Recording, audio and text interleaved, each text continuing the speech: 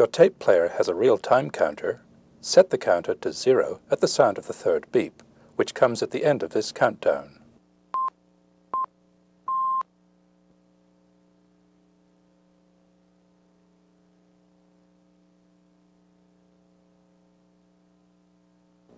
The Video Atlas of Human Anatomy is made possible by grants from the Alliant Health System Community Trust Fund and the Jewish Hospital Foundation, leaders in the innovative funding of medical education and research, and by a grant from the United States Surgical Corporation.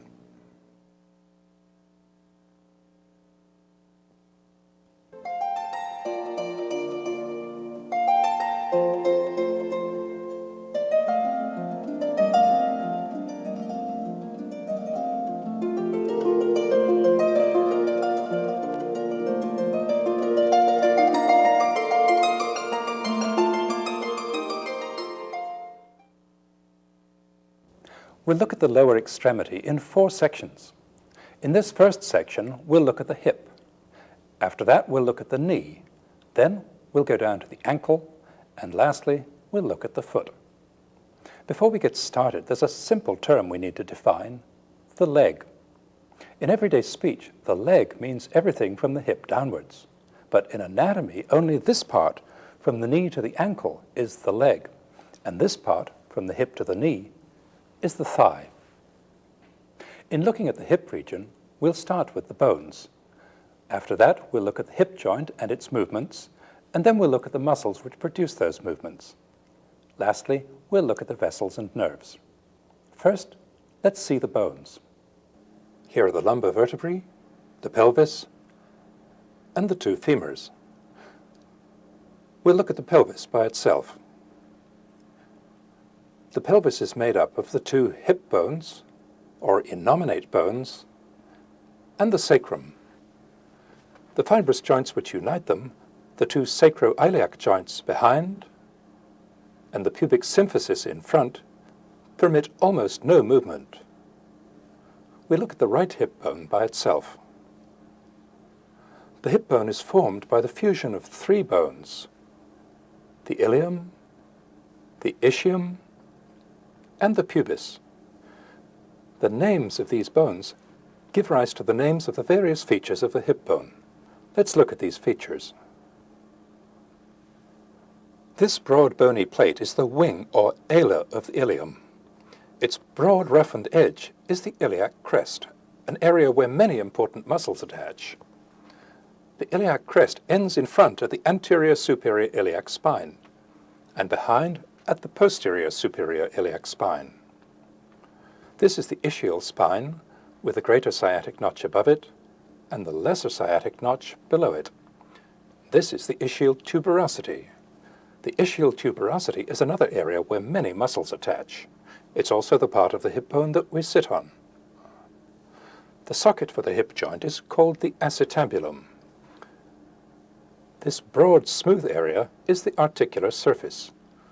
We'll see it again in a minute with the articular cartilage intact. The big hole in the lower part of the hip bone is the obturator foramen. This is the body of the pubis, this is the superior ramus of the pubis, and this is the ischiopubic ramus. This prominence is the pubic tubercle, to which the inguinal ligament is attached. It's helpful to keep in mind that the upper part and the lower part of the hip bone face in different directions, like my hands.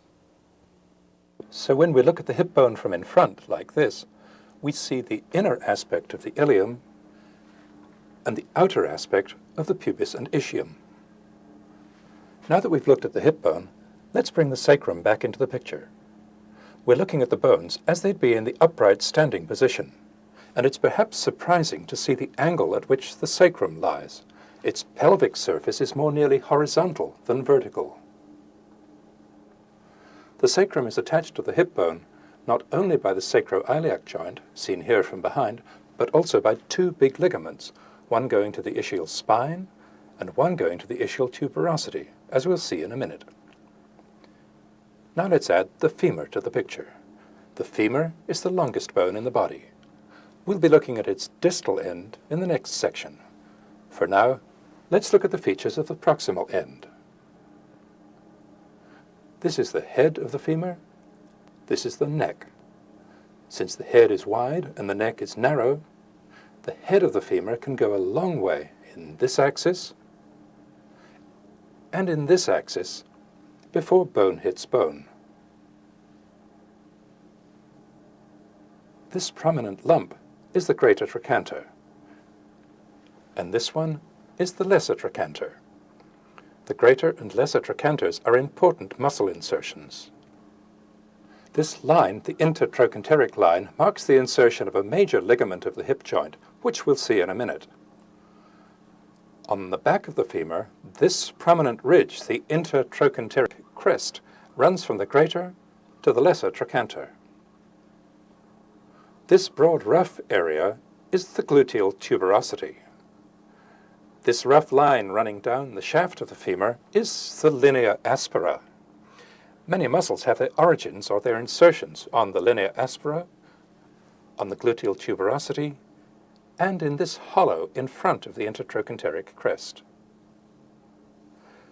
Now that we've looked at the dry bones, let's see how they look in the living body.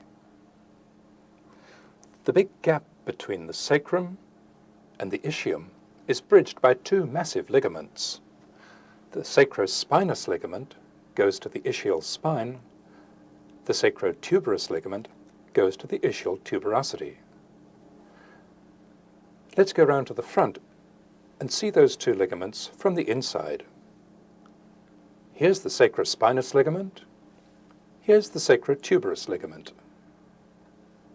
These two openings are the lesser sciatic foramen and the greater sciatic foramen.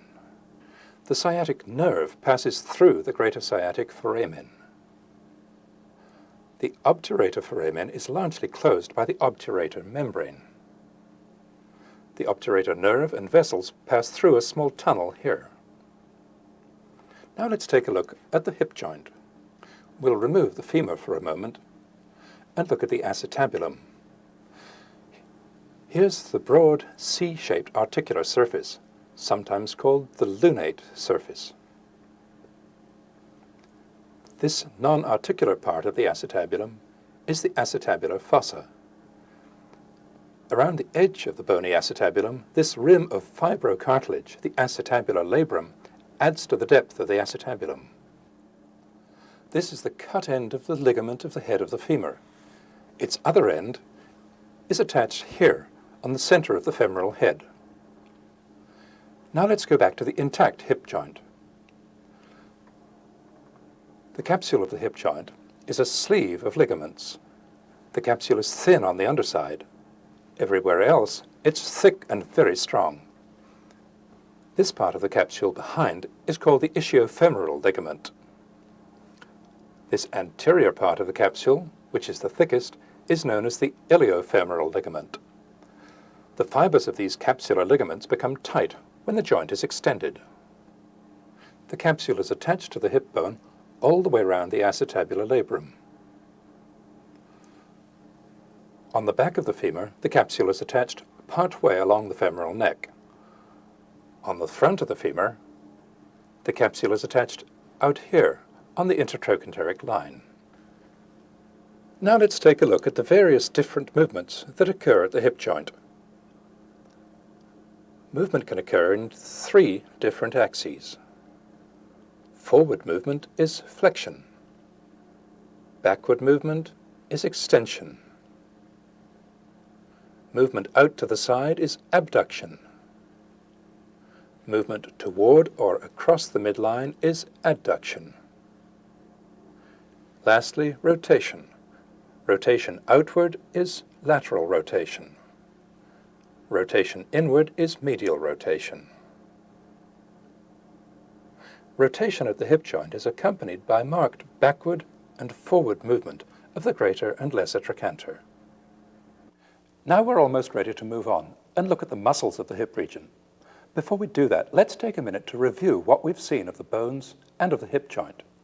If you'd like to use this next review section to test yourself, turn off the sound and see how many of the structures you can name.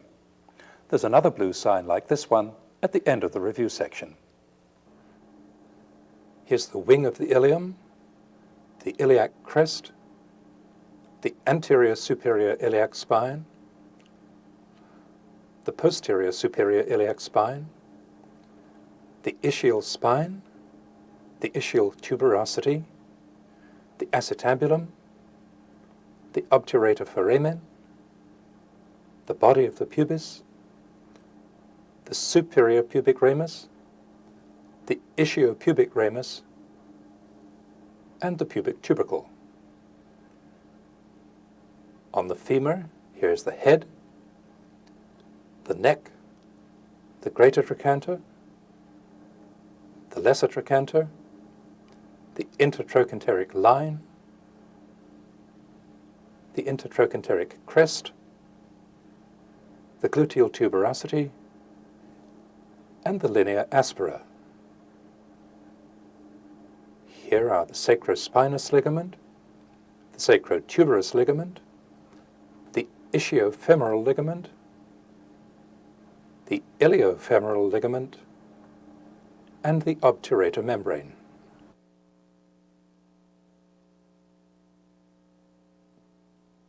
Now let's move on to look at the muscles that produce movement at the hip joint. There are 5 muscle groups to look at: the short rotators, the flexors, the adductors, the abductors, and the extensors. We'll look at the 6 short rotator muscles first, because they lie deep to all the others. The short rotator muscles arise from 4 different bony surfaces: the inner surface of the sacrum, both the inner surface and the outer surface of the area around the obturator foramen, and from the outer surface of the ischium. They all converge on this small area on the back of the femur, just medial to the greater trochanter. The one that arises from the sacrum is piriformis. Here it is. Piriformis arises from here on the sacrum. It leaves the pelvis by passing through the greater sciatic foramen, along with the sciatic nerve. We'll go right round to the back to see where it comes out. Here's piriformis emerging. It inserts here, high up on the medial aspect of the greater trochanter. Piriformis is an important muscle to understand because it's closely related to a very important structure, the sciatic nerve. Now we'll look at the 2 obturator muscles, obturator internus and externus. They lie on each side of the obturator membrane. Here's obturator externus. It arises from the obturator membrane and from the adjoining edge of the ischiopubic ramus.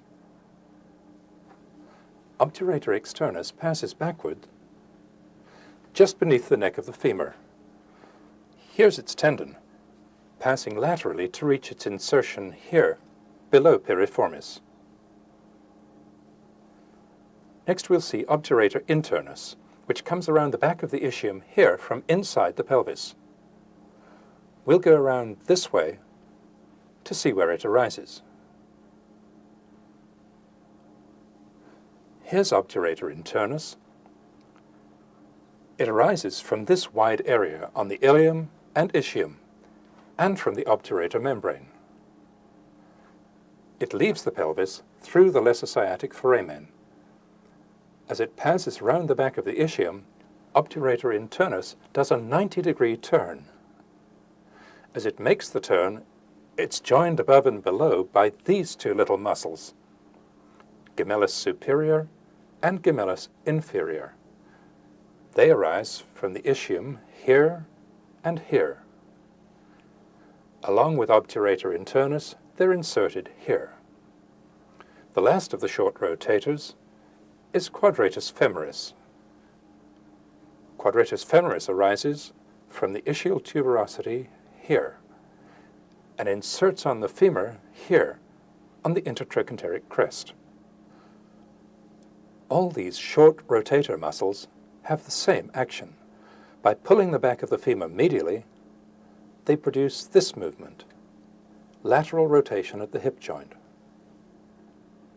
When the foot is on the ground, the same muscle action produces what appears to be a different movement, rotation of the trunk to the opposite side. So contraction of these muscles has two possible effects, depending on whether the limb is free to move or whether it's fixed. As we'll see, that holds true for every muscle that produces movement at the hip joint. Now we'll move on to look at the groups of muscles which produce adduction and abduction at the hip. We'll look at the 5 adductors first. There are 3 named adductors: adductor magnus, brevis, and longus. And there are 2 other muscles which adduct: pectineus and gracilis. The adducting muscles all arise from this region on the ischium and pubis. And they're all inserted along this line. The lowest one, gracilis, right down here on the tibia. Let's start with the named adductors. Here's the largest of them, adductor magnus. Adductor magnus arises from the outer border of the ischiopubic ramus. Its insertion is in 2 parts, with a gap in between. The upper part of adductor magnus inserts here on the linea aspera. The lower part inserts here on the adductor tubercle of the femur. The gap in adductor magnus is the adductor hiatus. The main blood vessels to the leg pass through here, from the front of the thigh to the back. The other 2 named adductors, brevis and longus, sit in front of adductor magnus. Here's adductor brevis. Here's adductor longus. Brevis arises here on the body of the pubis. Longus arises here. They're inserted on the femur right next to adductor magnus, brevis above, longus below. The insertion of adductor longus stops just short of the adductor hiatus. The other 2 adducting muscles are a short muscle, pectineus, and a very long muscle, gracilis. Pectineus is the shortest of the adductors. It arises from this line on the superior pubic ramus. It inserts here, just in front of adductor brevis. Gracilis is the most medial of all the thigh muscles. It arises here on the pubis, and it's inserted all the way down here on the tibia. The main effect of all these muscles is to produce adduction at the hip joint. Gracilis is the first muscle we've met which crosses both the hip joint and the knee joint. We'll be meeting more muscles like it quite soon. A muscle that crosses both the hip and the knee can either act at the hip, at the knee, or at both joints at once. The movement that it does produce is determined by what other muscle groups are acting at the same time. For now, when we look at a muscle that goes from above the hip to below the knee, we'll just look at the way it acts at the hip. In the next section, we'll take a second look at each of these muscles and see how it acts at the knee. Now let's move on and look at the 3 muscles which produce abduction at the hip joint. The 2 important abductors are gluteus minimus and gluteus medius. We'll go around the back to look at them. Here are the short rotator muscles that we've seen already: quadratus femoris, obturator internus and the gemelli, and piriformis. Now we'll add gluteus minimus to the picture. Gluteus minimus arises from this part of the wing of the ilium. It's inserted here on the front of the greater trochanter. Overlying gluteus minimus is gluteus medius. Gluteus medius arises from this part of the ilium. It's inserted here on the outer aspect of the greater trochanter. Though gluteus medius is mainly an abductor, as we'll see, its anterior part also produces medial rotation at the hip. The last of the abductors is called the tensor fascia lata. Before we look at it, we need to digress for a minute and get acquainted with the structure that gives it its name, the fascia lata. The fascia lata is a continuous sheet of dense fibrous tissue that surrounds all the muscles of the thigh. Along the outer aspect of the thigh, there's a very marked thickening of the fascia lata called the iliotibial tract. The iliotibial tract extends all the way from here on the ilium down to here on the tibia. Here's the iliotibial tract by itself, with the rest of the fascia lata removed. These muscles, in front of it and behind it, we'll be looking at in a minute.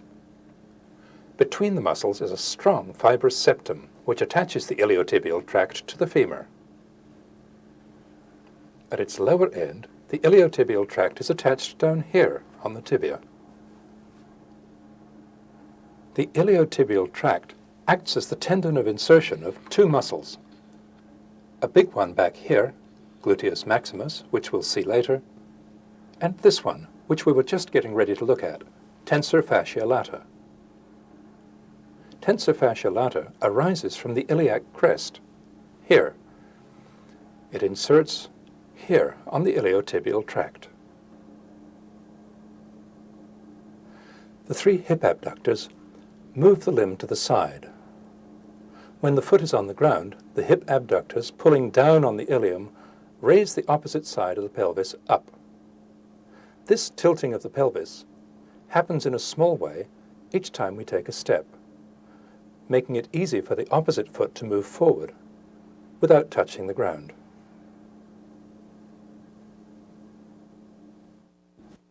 Now let's move on to look at the muscles which produce flexion at the hip joint. There are four, two that act only at the hip and two that act at the hip and also at the knee. The first two are the most important hip flexors. They're called iliacus and psoas major. Iliacus arises here from the iliac crest, psoas major from all the way up here on the lumbar spine. Here's psoas major. Psoas major arises from the transverse processes of all five lumbar vertebrae and from the sides of the intervertebral discs and the adjoining vertebral bodies. We'll see its insertion in a moment. Here's iliacus. Iliacus arises from almost all of the inner aspect of the wing of the ilium.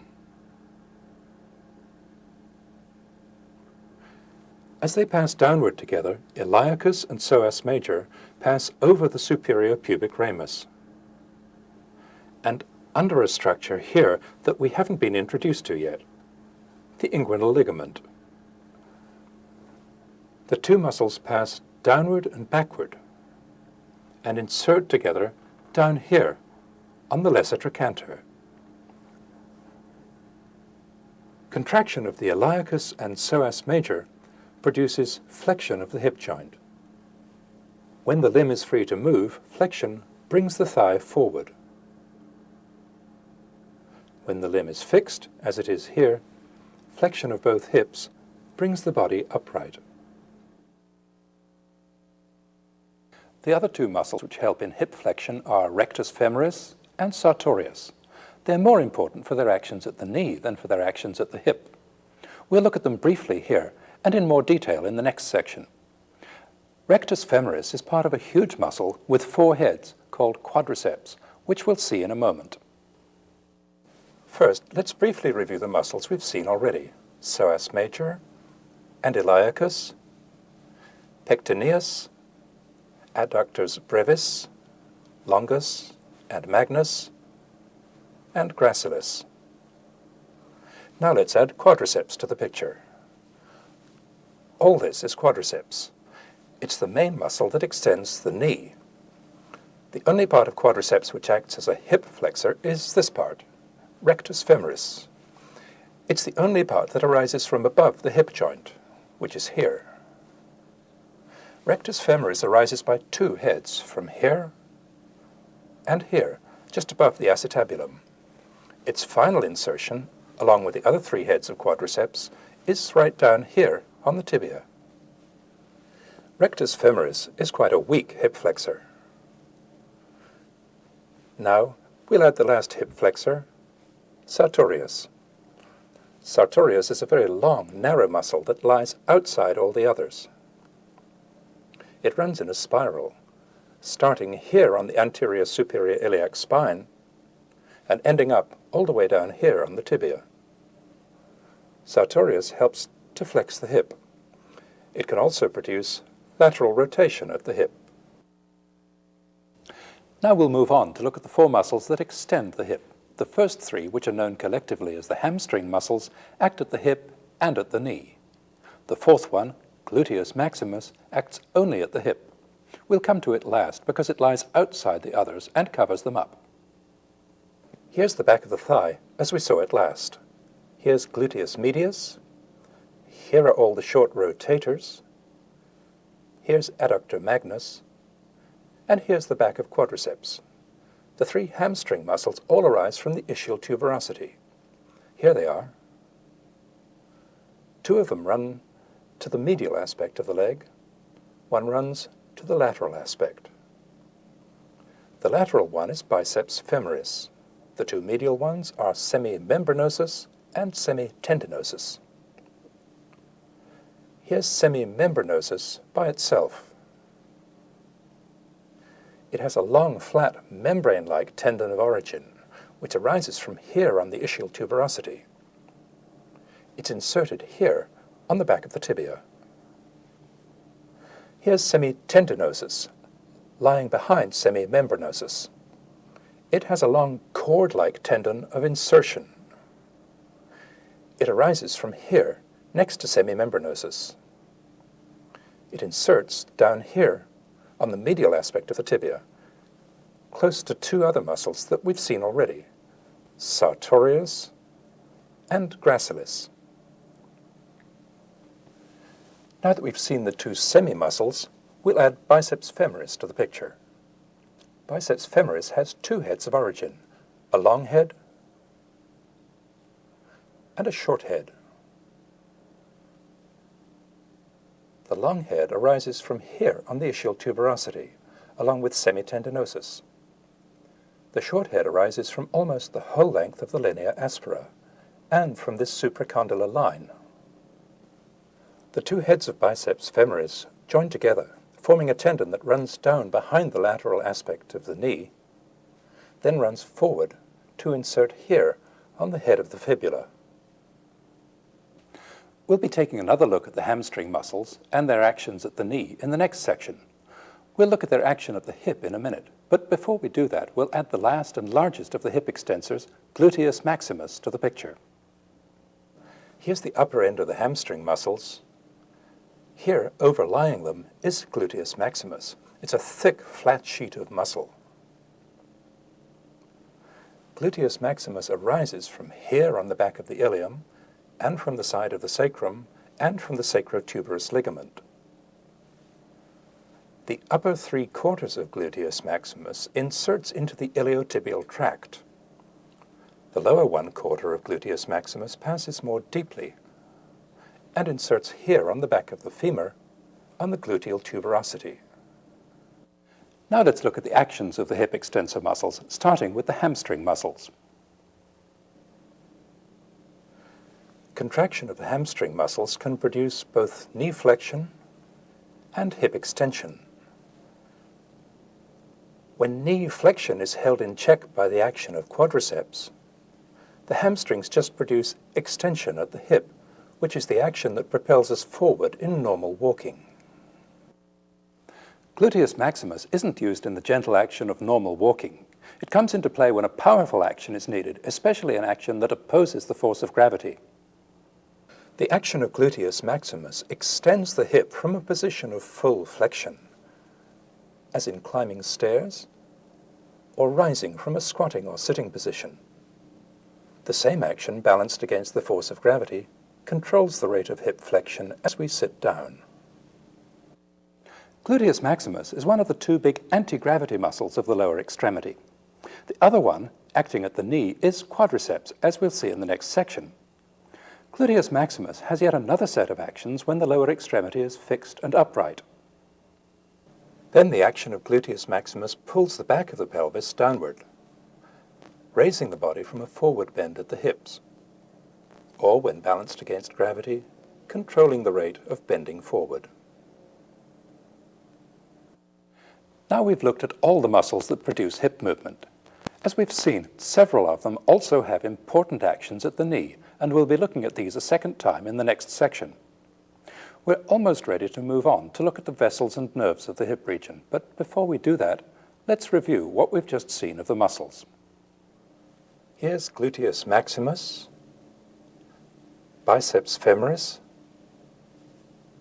semitendinosus, and semimembranosus.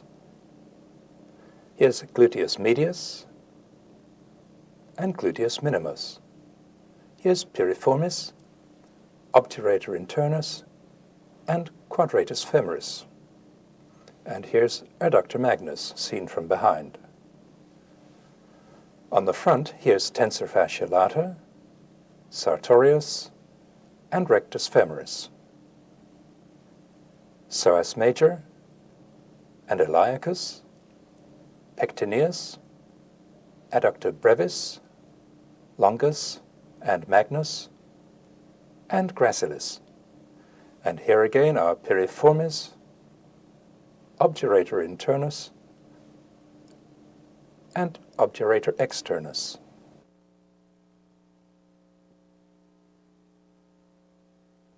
Now we'll move on and look at the blood vessels and nerves of the hip region. We'll follow the course of the vessels and nerves from the inside of the body to the proximal part of the thigh. In the next section, we'll follow them on down to below the knee. To understand the course of the main blood vessels, the femoral vessels, there's a structure we need to look at that we saw briefly before, the inguinal ligament. And there's a space between muscles that we need to understand called the femoral triangle. Here's the inguinal ligament. It's a strong, tight band that forms the lowest part of the anterior abdominal wall. The inguinal ligament passes from the anterior superior iliac spine to the pubic tubercle. The inguinal ligament isn't an isolated structure. It's the lower edge of this large sheet of tendon-like material, the external oblique aponeurosis. The inguinal ligament is this part here. The fascia lata, which we've seen already, is attached to it along here. The gap between the inguinal ligament and the superior pubic ramus is occupied partly by the iliacus and psoas muscles, and partly, as we'll see, by the femoral nerve, artery, and vein, and the inguinal lymph nodes. The other muscle in the picture here is obturator externus. Now let's add all the other thigh muscles to the picture and see the femoral triangle. Here the fascia lata has been left intact. Here it's been removed. The femoral triangle is the name given to this deep hollow. It's bounded by sartorius laterally, adductor longus medially, and the inguinal ligament above. In the depths of the triangle, pectineus, psoas major, and iliacus pass backward toward their insertions. Now that we understand the inguinal ligament and the femoral triangle, we can move on and look at the blood vessels of the hip region, starting with a brief look at the principal veins. Almost all the veins in the region run parallel to arteries of the same name, so we don't need to look at them all separately. But there's just one important vein we do need to look at that has no corresponding artery, the long saphenous vein, also called the greater saphenous vein. With the main vein, there's a change of name that we need to understand. Below the inguinal ligament, it's called the femoral vein. Above the inguinal ligament, it's called the external iliac vein. It's the same with the artery. The vessels themselves don't change, just their names. Here's the thigh with just the skin removed. The anterior superior iliac spine is here. Here's the long saphenous vein, which starts at the ankle and passes up the medial side of the knee and up to the top of the thigh. We'll remove all the subcutaneous fat to see it better. The inguinal ligament runs from here to here. Here's the fascia lata. Superficial veins from other parts of the region join the upper end of the long saphenous vein, which passes through an opening in the fascia lata, the saphenous hiatus. Here, near the top of the saphenous vein, are two of the inguinal lymph nodes. The main lymphatic vessels draining the lower extremity pass under the inguinal ligament here. To see where the saphenous vein goes, we'll remove the fascia lata and the underlying fat. Here are the main blood vessels to the leg, the femoral vein and artery, and this is the femoral nerve. The long saphenous vein ends by joining the femoral vein here. The femoral vein passes beneath the inguinal ligament. To see where it goes, we'll remove the abdominal wall, leaving just the inguinal ligament. This is the inguinal ligament. This is the top of the pubis. Here, the vein is called the femoral vein. Here, above the inguinal ligament, it's the external iliac vein. It's all the same vessel. To see where it goes, we'll remove the artery. This muscle is the psoas major. The external iliac vein is joined by the internal iliac vein to form the common iliac vein. The right and left common iliac veins join in the midline to form the inferior vena cava. Now we'll remove all the veins from the picture so that we can look at the arteries. We'll look first at the internal and external iliac arteries. Then we'll look at the femoral and deep femoral arteries, which supply almost all of the lower extremity. Then we'll look at the gluteal arteries, which supply the gluteal or buttock area. Here's the abdominal aorta, dividing to give off the left and right common iliac arteries. The common iliac divides into the internal iliac and external iliac arteries. The external iliac passes under the inguinal ligament, emerging as the femoral artery. The femoral artery gives off two small branches and one large branch. The small branches are the superficial circumflex iliac, which runs laterally, and the external pudendal, which runs medially. The large branch is the deep femoral artery, which we'll look at in a minute. The femoral artery itself runs downward and passes beneath the sartorius muscle. We'll follow its further course in the next section of this tape. Below the point where it gives off the deep femoral, the femoral artery is often referred to as the superficial femoral. It supplies everything from about here downward, but the main artery that supplies the thigh is the deep femoral. To follow the deep femoral artery, we'll remove the femoral artery. We'll also remove the sartorius muscle and the femoral nerve. Early in its course, the deep femoral gives off two large branches, the medial circumflex femoral and the lateral circumflex femoral.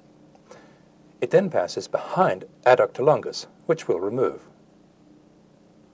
Here's pectineus, adductor brevis, adductor magnus, rectus femoris. The deep femoral artery runs down in front of adductor brevis and adductor magnus, giving off numerous muscle branches, including several which run backward through adductor magnus to supply the posterior thigh muscles. Now we'll go up to the internal iliac artery again to look at the gluteal vessels, which provide the blood supply for the buttock. The left side of the pelvis has been removed to give us a better view. Here's the internal iliac artery. Its branches which go to the pelvic viscera have been divided. Arising from it and a little discolored in this specimen are the superior gluteal and inferior gluteal arteries. They both pass backward through the greater sciatic foramen, one above and one below the piriformis muscle, which is here. To see where they emerge, we'll go right round to the back and remove gluteus maximus. Here's piriformis, here's gluteus medius. Again, all the veins have been removed to simplify the picture. Here's the superior gluteal artery, and here's the inferior gluteal artery, branching to supply the muscles of the buttock region. Now that we've looked at the blood vessels of the hip region, we can move on to look at the nerves. We'll look first at the femoral nerve and the obturator nerve, which supply the front and the medial aspect of the thigh. Then we'll look at the gluteal nerves and the sciatic nerve, which supply the buttock and the back of the thigh. All the nerves of the lower extremity come from the anterior rami of the 2nd to the 5th lumbar nerves and the 1st, 2nd, and 3rd sacral nerves. To see where these arise, let's take a look at the lumbar spine and the sacrum. Below each vertebra, there's an intervertebral foramen. An anterior ramus emerges through each foramen. The anterior rami of the sacral nerves emerge from the anterior sacral foramina. Each anterior ramus is numbered according to the vertebra or the sacral segment that's above it. Here's the third lumbar vertebra. Here's where the L3 ramus emerges. We'll start by looking at the femoral nerve and the obturator nerve. This is the femoral nerve. This is the obturator nerve. This white structure in between is the psoas major tendon. Both these nerves arise from the lumbar plexus, which lies up here within the thickness of the psoas major muscle. The femoral nerve emerges lateral to psoas major, the obturator nerve medial to it. We'll follow the femoral nerve. It runs across the iliacus muscle and passes under the inguinal ligament, just lateral to the femoral artery. Below the inguinal ligament, the femoral nerve breaks up into several branches. The femoral nerve supplies iliacus, all four heads of quadriceps, and also pectineus and sartorius. Now let's look at the obturator nerve. Emerging below the medial border of psoas major, it crosses the wing of the sacrum, then runs along the back of the ischiopubic ramus. It leaves the pelvis by passing forward through the obturator canal, just above obturator internus. To see where it emerges, we'll remove pectineus. Here's the obturator nerve emerging over the top of obturator externus. Its branches run down between the adductor muscles. The obturator nerve supplies obturator externus, adductor brevis and longus, and the anterior part of adductor magnus. Now we'll look at the two gluteal nerves, the superior and the inferior, and at the largest nerve of the lower extremity, the sciatic nerve, which supplies the posterior thigh muscles and almost everything below the knee. The gluteal and sciatic nerves arise from the sacral plexus. Here's the sacral plexus. It's formed by the anterior rami of L4 and 5 and S1, 2, and 3. The sacral plexus overlies the piriformis muscle. This is the sciatic nerve. It arises from L4 through S3. This is the superior gluteal nerve. The inferior gluteal nerve arises out of sight behind the sciatic nerve. All three nerves leave the pelvis through the greater sciatic foramen. To see where they come out, we'll go round to the back and remove gluteus maximus. Here the vessels have been removed to simplify the picture. Here's piriformis. Here's the sciatic nerve. Here's the inferior gluteal nerve.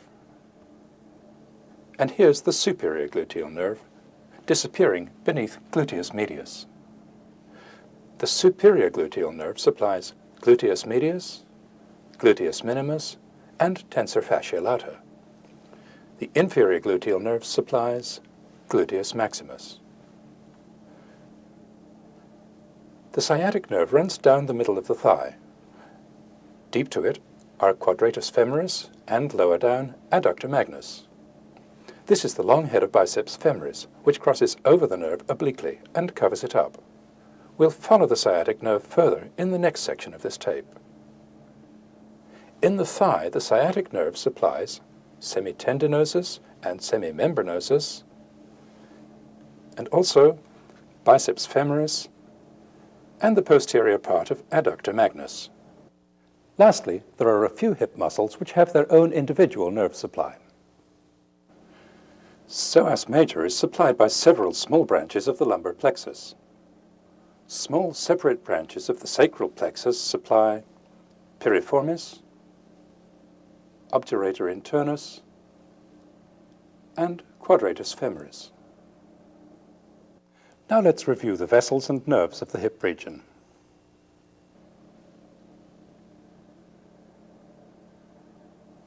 Here's the long saphenous vein and the femoral vein. becoming the external iliac vein. Here's the common iliac artery, the internal iliac, giving off the superior gluteal and inferior gluteal arteries. Here's the external iliac, becoming the femoral artery. Here's the superficial circumflex iliac and the external pudendal. Here's the deep femoral, giving off the lateral circumflex femoral and the medial circumflex femoral arteries. Now the nerves, the femoral nerve, the obturator nerve, the sciatic nerve, the inferior gluteal nerve, and the superior gluteal nerve.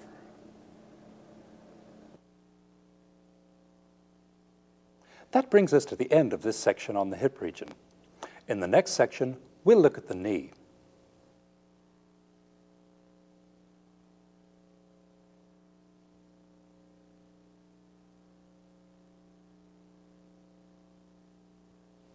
In this section, we'll look at the knee. First, we'll look at the bones, then the knee joint and how it moves, then the muscles that move it, and lastly, the vessels and nerves. Let's see the bones, starting with the femur. We saw the proximal end of the femur in the last section. Now let's look at the distal end. The two smoothly curved surfaces are the lateral condyle and the medial condyle. The deep notch which separates them is the intercondylar notch.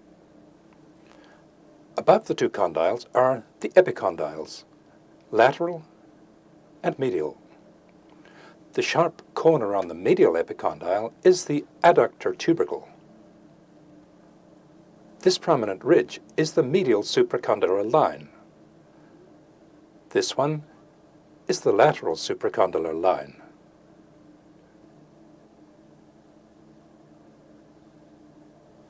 Now we'll add the tibia and the fibula to the picture. The tibia and the fibula are fixed to each other firmly by two joints, the proximal and distal tibiofibular joints. There's almost no movement at either of these joints. Let's take a look at the proximal end of the tibia. This is the medial condyle, this is the lateral condyle. On top of the two condyles are two quite separate articular surfaces. They're much flatter than those on the femur. The rugged expanse between the articular surfaces is the interarticular area. This prominent lump on the front, the tibial tubercle, is the final insertion of the quadriceps tendon. The small facet under here is for the fibula, which we'll add. This is the head of the fibula, this is the neck. The head of the fibula is the point of attachment of a major ligament of the knee joint, as we'll see. The space on each side of the knee between the femoral condyle and the tibial condyle is occupied by a crescent-shaped piece of cartilage, a meniscus, which we'll see shortly. The space in the middle, the intercondylar notch, is occupied by the two cruciate ligaments. The intercondylar notch and its contents divide the knee joint into two almost separate halves. There's one more bone to add to the picture, the patella, or kneecap. The patella, as we'll see, is embedded within the quadriceps tendon, which comes from up here and inserts on the tibia down here on the tibial tubercle. On the back of the patella, the articular surface is divided into facets. These articulate either with the femoral condyles when the knee is flexed, or with this central articular area when it's extended. Now that we've seen the bones of the knee joint, let's see how the joint looks in the living body. In building up our picture of this quite complicated joint, there are several structures that we need to understand. First, the two joint cartilages, or menisci. Then the ligaments, the two cruciate ligaments and the two collateral ligaments. Then the patella and the quadriceps tendon on the front. And lastly, the capsule, which encloses the joint. Here are the two articular surfaces of the tibia. The two menisci sit on top of them. Here are the menisci, They're made of flexible fibrocartilage. They're shaped a little differently. The lateral one is almost a circle. The medial one is more C-shaped. In cross-section, each meniscus is thick at the outer edge and thin at the inner edge. The two ends of each meniscus are attached to the interarticular area of the tibia, the medial ones far apart, the lateral ones close together. In addition, each meniscus is attached all the way around its edge, both above and below, to the joint capsule. Here's part of the joint capsule. We'll see more of it later. The lateral meniscus is much more mobile than the medial one, partly because its two ends are attached close together, partly because of a big difference in the mobility of the joint capsule around the edge. By filling in the spaces between the femoral and tibial condyles, the menisci produce an even distribution of synovial fluid to nourish and lubricate the articular cartilage of the femur and tibia. Now let's look at the two pairs of ligaments which hold the bones together at the knee joint, the two cruciate ligaments on the inside and the two collateral ligaments on the outside. We'll look at the cruciate ligaments first. They're the important structures which prevent forward and backward movement of the femur on the tibia. Their name comes from the fact that they form a cross, like this. Here's the anterior cruciate ligament, seen from in front. Here's the posterior cruciate ligament, seen from behind. To get a better look at them, we'll remove the lateral condyle of the femur. Now we can see the whole of the anterior cruciate ligament. The anterior cruciate ligament goes from here on the tibia to here on the femur, on the inner aspect of the lateral condyle. The anterior cruciate ligament prevents the femur from moving backward in relation to the tibia. Now we'll look at the posterior cruciate ligament. We'll remove the anterior cruciate ligament to see it better. The posterior cruciate ligament goes from here on the femur to here on the back of the tibia. The posterior cruciate ligament stops the femur from moving forward on the tibia. By preventing backward and forward movement, the cruciate ligaments ensure that the condyles of the femur stay in one place as they roll on the condyles of the tibia. Without them, the femur would roll off the back of the tibia in flexion and would roll off the front of it in extension. Now let's look at the two collateral ligaments, the fibular collateral ligament on the lateral side and the tibial collateral ligament on the medial side. The tibial collateral ligament goes from the medial epicondyle of the femur to the anteromedial aspect of the proximal tibia. The tibial collateral ligament blends with the capsule of the knee joint behind and also in front. On its inner aspect, it's firmly attached to the edge of the medial meniscus, which is here. Now let's look at the rather different fibular collateral ligament.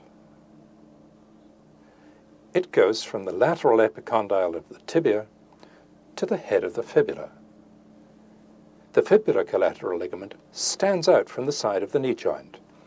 Unlike its tibial counterpart, it doesn't blend with the joint capsule. It's not attached to the meniscus.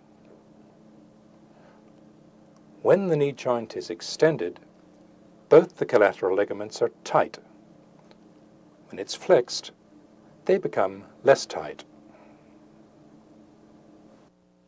The function of the collateral ligaments is to keep the femoral and tibial condyles together, and thus to prevent the knee joint from bending from side to side, like this or like this.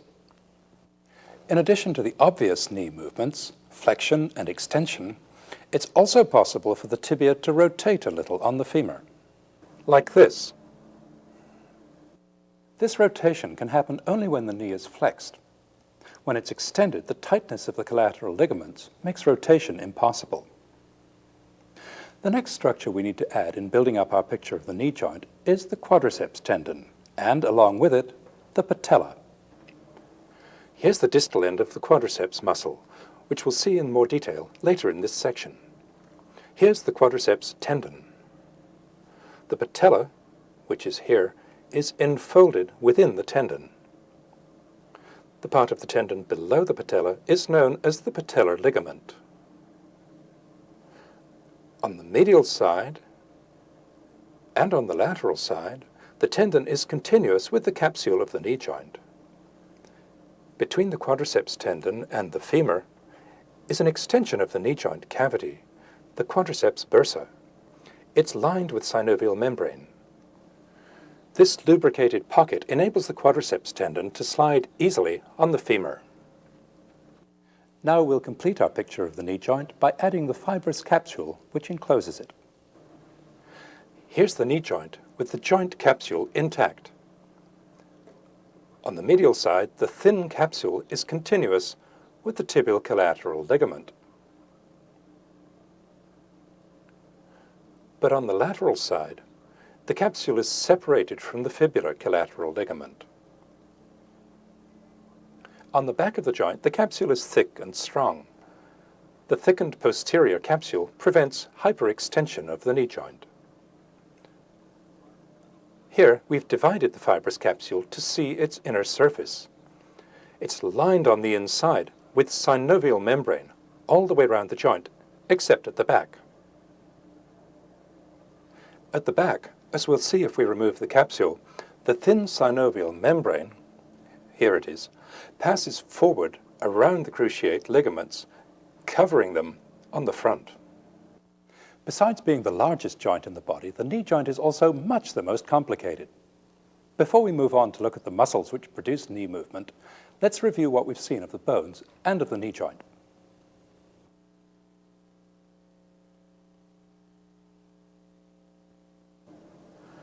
On the femur, here's the lateral condyle and epicondyle, the medial condyle and epicondyle, the adductor tubercle, and the intercondylar notch.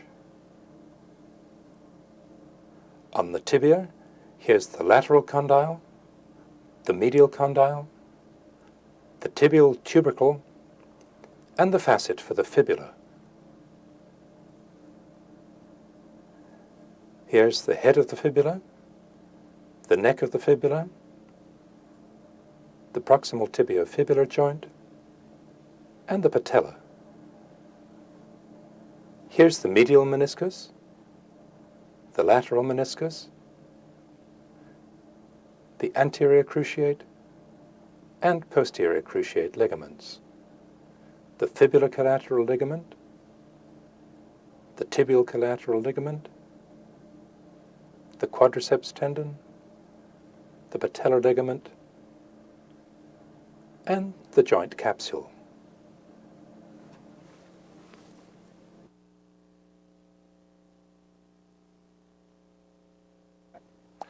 Now we'll move on to look at the muscles which produce movement at the knee joint. We've met most of them already. The one muscle that extends the knee is the massive quadriceps. We saw it briefly in the last section. We'll take a better look at it now.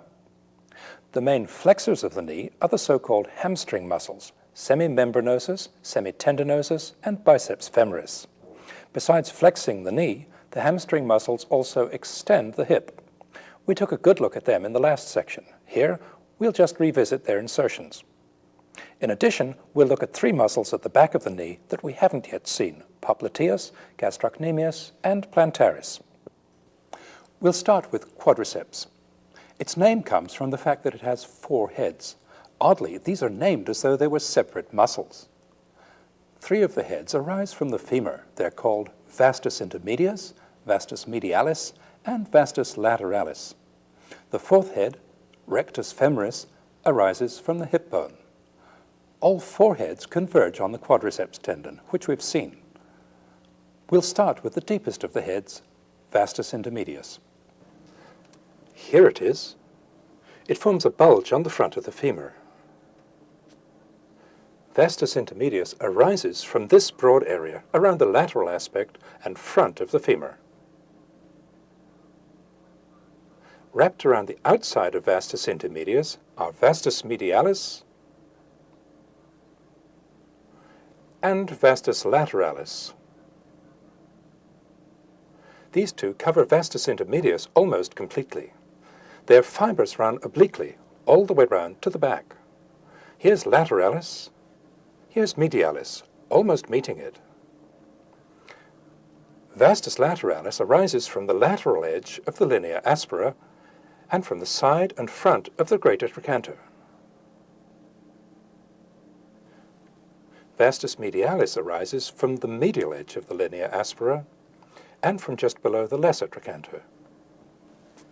The thin strip of bone between these two lines of origin provides the insertion of all the adductor muscles and also the origin of the short head of biceps. Now let's add rectus femoris to the picture. Here it is. Rectus femoris arises from the ilium just above the hip joint. Its tendon of origin has two parts, a posterior or reflected part and an anterior or straight part.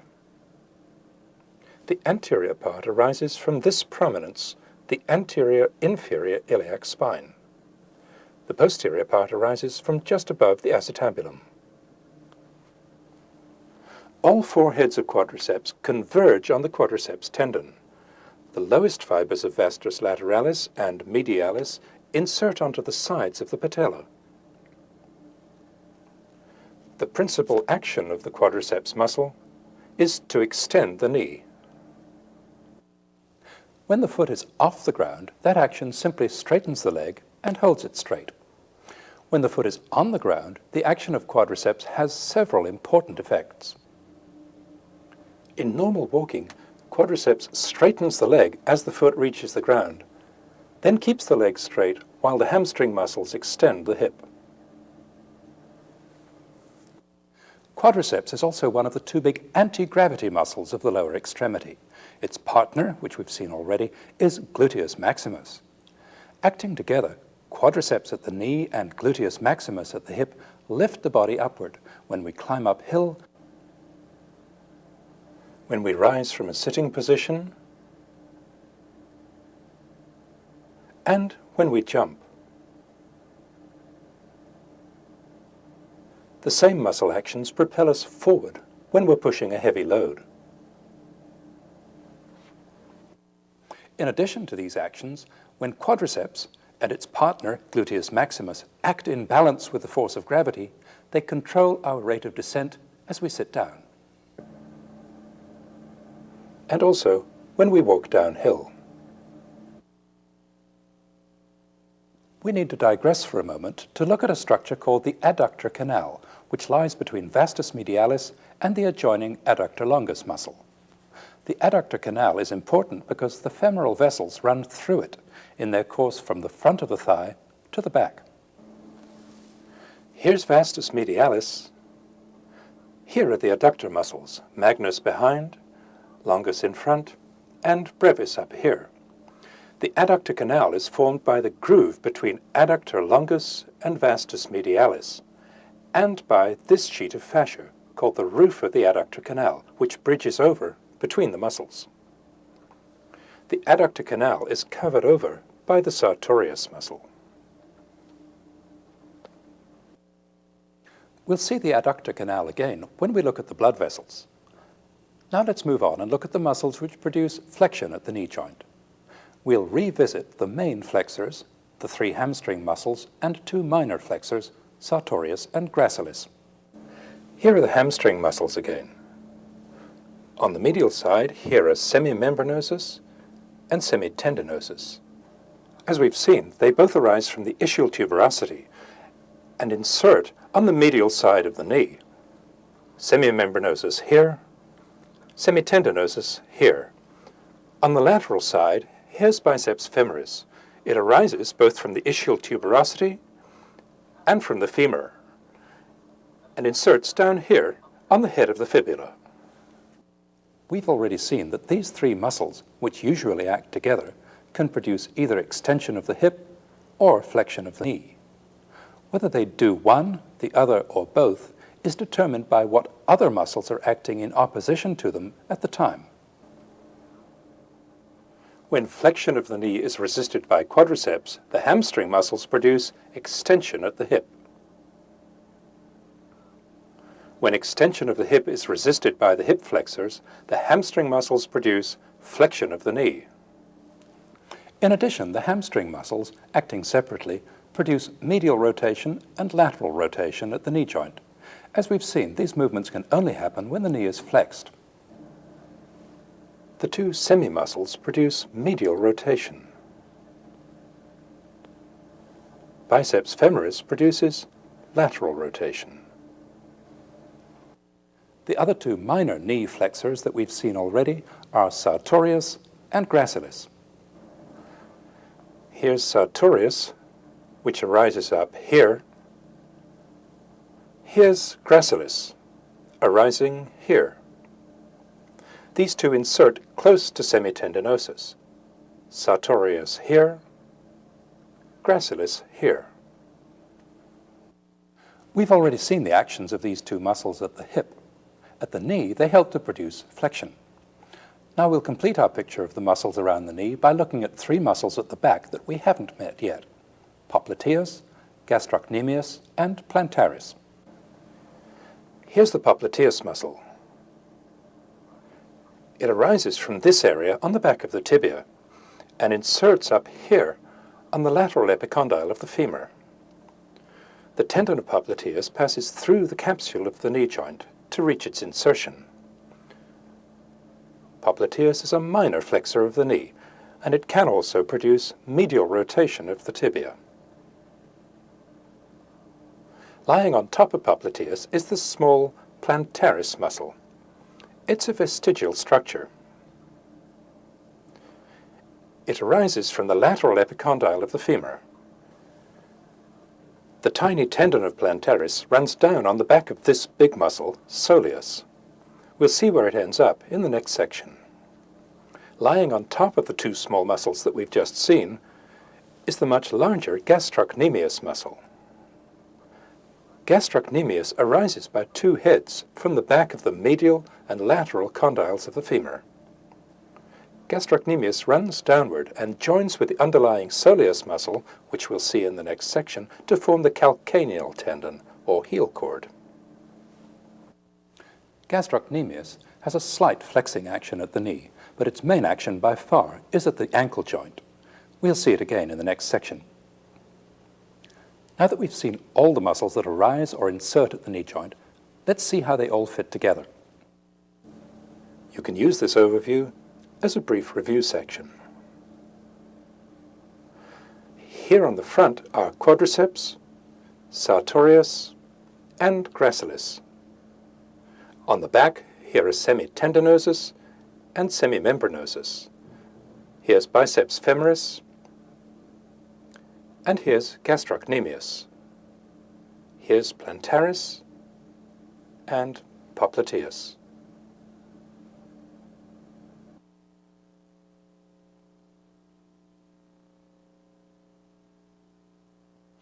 Now we'll move on to look at the principal veins, arteries, and nerves in the region of the knee.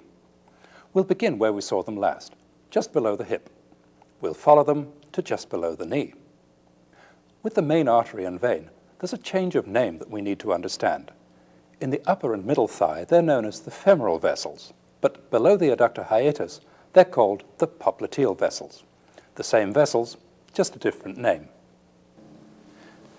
Here's the thigh with the skin removed and a strip of subcutaneous fat taken out so that we can see the long saphenous vein. Here it's in the middle of its course from the ankle to the top of the thigh. To see the femoral vessels, we'll remove the superficial fat and deep fascia. Here are the femoral artery and vein at the point where we saw them last, disappearing beneath the sartorius muscle. To follow their course, we'll remove sartorius and also gracilis. Here's vastus medialis. Here's adductor longus, with adductor magnus behind it. The femoral vessels pass beneath the roof of the adductor canal and through the adductor hiatus. To see where they emerge, we'll remove semimembranosus and semitendinosus and go round to the back. Here are the vessels emerging behind adductor magnus. They're now known as the popliteal artery and vein. A little above the knee, the popliteal vessels are joined by the sciatic nerve. At the back of the knee, the popliteal artery lies deep to the nerve and to the popliteal vein. To see the artery better, we'll go to a different dissection in which the muscles are intact and the nerve and the vein have been removed. Above the knee, which is just here, the popliteal artery gives off these two superior genicular arteries, lateral and medial. At the knee, it gives off these branches to the two heads of gastrocnemius. And below the knee, it gives off these two inferior genicular arteries, medial and lateral. The popliteal artery then disappears deep to the two heads of gastrocnemius. We'll see where the vessels go from there in the next section. Now let's look at the nerves. In the last section, we looked at three major nerves, the obturator, the femoral, and the sciatic. We'll follow the sciatic nerve in a minute. The obturator nerve and the femoral nerve we don't need to follow any further, except to remind ourselves of the muscles that they supply. As we've seen before, the obturator nerve supplies obturator externus, adductor brevis and longus, and the anterior part of adductor magnus. The femoral nerve supplies iliacus, pectineus, all four heads of quadriceps, and sartorius. The obturator and femoral nerves also have sensory branches, some of which go below the knee. We'll leave these out. We'll go on now to look at the sciatic nerve. We saw the sciatic nerve a minute ago with the hamstring muscles absent. To see the whole picture, we'll add the hamstring muscles. Here are semimembranosus and semitendinosus. Here's biceps femoris. Here are the two heads of gastrocnemius. The space that's bounded by these muscles is called the popliteal fossa. As we saw in the previous section, the sciatic nerve passes deep to biceps femoris. Here it is emerging. Here are the popliteal vessels coming in beneath the semi-muscles and passing deep to the nerve. Above the knee, the sciatic nerve divides into two major nerves, the tibial nerve and the common peroneal nerve. The tibial nerve runs downward in the midline and passes between the two heads of gastrocnemius, along with the popliteal vessels. The common peroneal nerve diverges laterally, running just behind the tendon of biceps femoris. It passes around the neck of the fibula, here's the fibula, and passes into this muscle, peroneus longus. We'll follow the further course of both these nerves in the next section. Of the muscles that we've seen in this section, the tibial nerve supplies popliteus, gastrocnemius, and plantaris. We'll conclude this section by briefly reviewing what we've seen of the vessels and nerves of this region.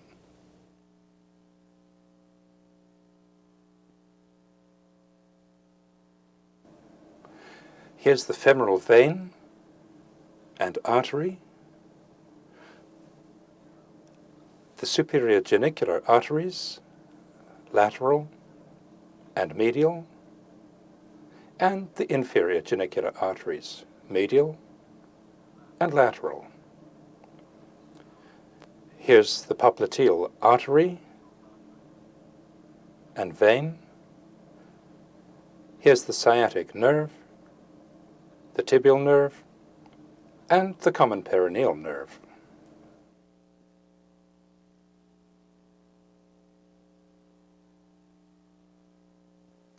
That brings us to the end of this section on the knee. In the next section, we'll look at the leg, the ankle, and the joints of inversion and eversion of the foot.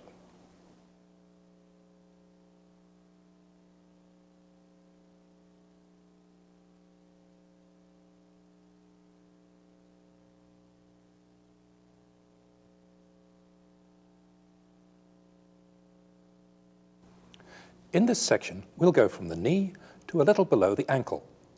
We'll start by looking at the bones and the joints of the ankle region. Then we'll look at the muscles which produce movements at those joints. Lastly, we'll look at the blood vessels and nerves of the region. Before we start, we need to understand the meaning of some anatomic terms regarding the foot and its movements. The upper and lower surfaces of the foot are called the dorsal surface and plantar surface. This part of the foot is called the tarsus. These bones are the tarsal bones. The long bones in front of them are the metatarsals. We'll be looking at two sets of movements which happen in two different places. The upward and downward movements that occur at the ankle joint itself are called dorsiflexion and plantarflexion. The side-to-side rocking movements that occur at the joints just below the ankle are called eversion, for turning outwards, and inversion, for turning inward. Lastly, speaking of definitions, you'll recall that the leg in anatomy means just the part of the lower extremity that's between the knee and the ankle. Now let's look at the bones. We'll start by taking a further look at the two long bones of the leg, the tibia and the fibula. The tibia is much the larger of the two bones. The shafts of the two bones are covered by muscles, except for the anteromedial aspect of the tibia, which lies directly beneath the skin, all the way from the knee to the ankle. The proximal end of the fibula doesn't form part of the knee joint, but its distal end forms an important part of the ankle joint, as we'll see. The tibia and fibula are held together throughout their length by the strong interosseous membrane.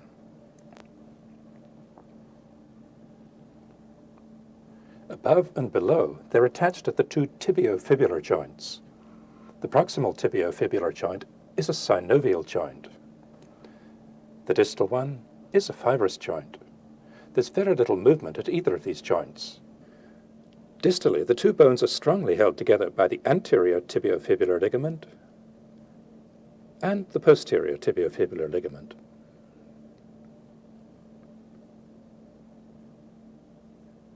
The projecting ends of the tibia and fibula, which stick out on either side of the ankle, are called the medial malleolus and the lateral malleolus.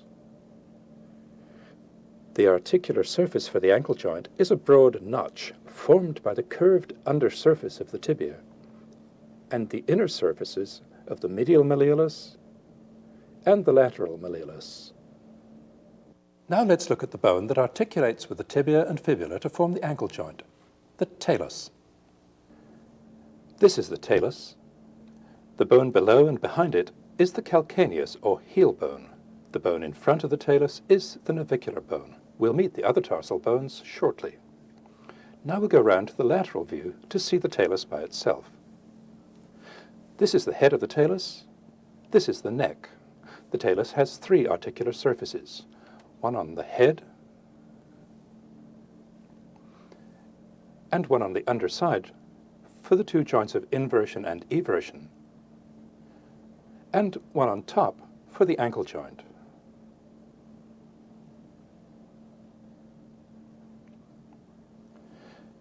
Here's the ankle joint. Let's see how it looks in the living body. Here, the loose parts of the joint capsule have been removed, leaving these thickened parts, which are the ligaments of the joint. Here's the front of the joint in plantar flexion.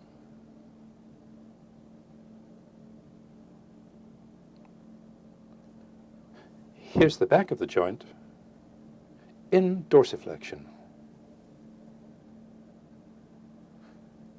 On the lateral side, the joint is held together by the posterior talofibular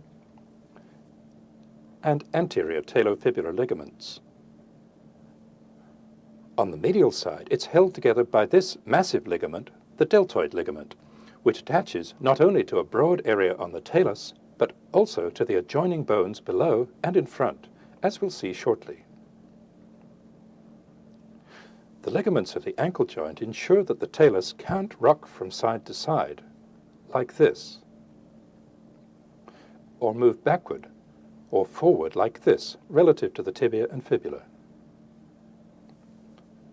Here's the ankle joint with its joint capsule intact and with the rest of the bones in place. The capsule of the ankle joint is loose on the front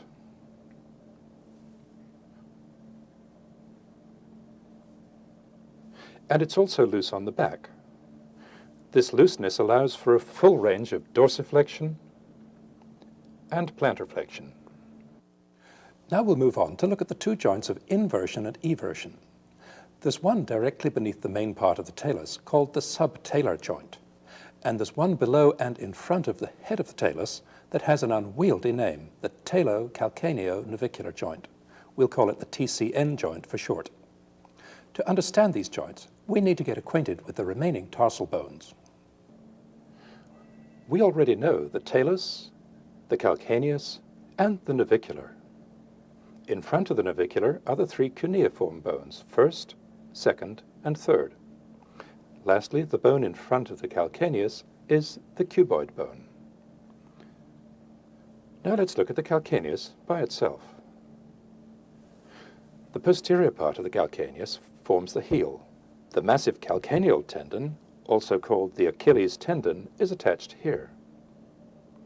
Here on the medial side, there's a projecting shelf, which the medial part of the talus sits on, called the sustentaculum tali. On the front of the calcaneus, there's an articular surface for the cuboid bone. On the upper aspect of the calcaneus, there are two articular surfaces for the talus, a small one in front, a larger one behind. The larger of these two surfaces, together with the corresponding surface on the underside of the talus, forms the subtalar joint.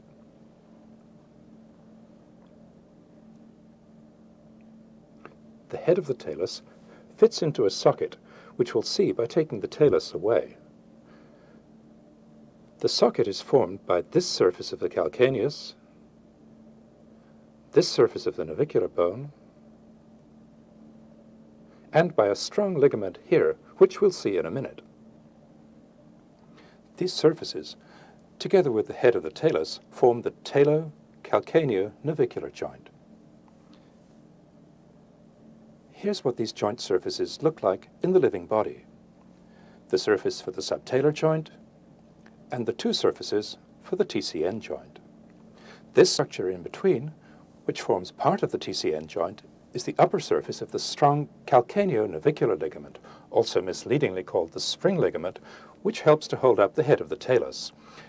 It goes from here on the calcaneus to here on the navicular. The movement that happens at the subtalar and TCN joints is a rocking motion that takes place around an obliquely placed axis. This rod shows the position of the axis. It's oblique to the long axis of the foot, both in this plane and in this plane. Here's eversion, here's inversion. Again, eversion and inversion. Several strong ligaments hold the malleoli, the talus, the calcaneus, and the navicular bone together. On the medial side, which we'll see first, there's one extensive ligament to look at, the deltoid ligament. We've seen part of it already. Now here's the whole of the deltoid ligament. This is the part we saw before, going from the medial malleolus to the talus. In addition, parts of the deltoid ligament fan out below onto the sustentaculum tali of the calcaneus, and in front onto the navicular bone, so that the deltoid ligament holds all four of these bones together. On the lateral side, there are two important ligaments. The calcaneo-fibular ligament, which goes from the lateral malleolus to the side of the calcaneus, and this strong ligament, the interosseous talocalcaneal ligament, which goes from here on the calcaneus to here on the talus. To see that ligament better, we'll remove the talus. The interosseous talocalcaneal ligament lies between the subtalar joint and the TCN joint. Now that we've seen the ankle joint and the joints of inversion and eversion, we'll look very briefly at the remaining joints of the tarsus. Between the navicular and its neighbours, the cuneiform bones and the cuboid bone, there's hardly any movement, but there is a small amount of rotation between the cuboid and the calcaneus, which lets the front part of the foot invert and evert a little, independently of the calcaneus. We'll see more of the bones and ligaments of the foot in the next section. For now, we've seen enough to understand how the joints of the ankle region move.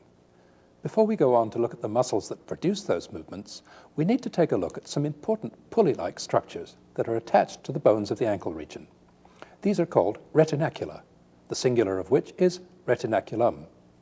Each retinaculum guides and keeps in place a set of tendons that pass from the leg to the foot.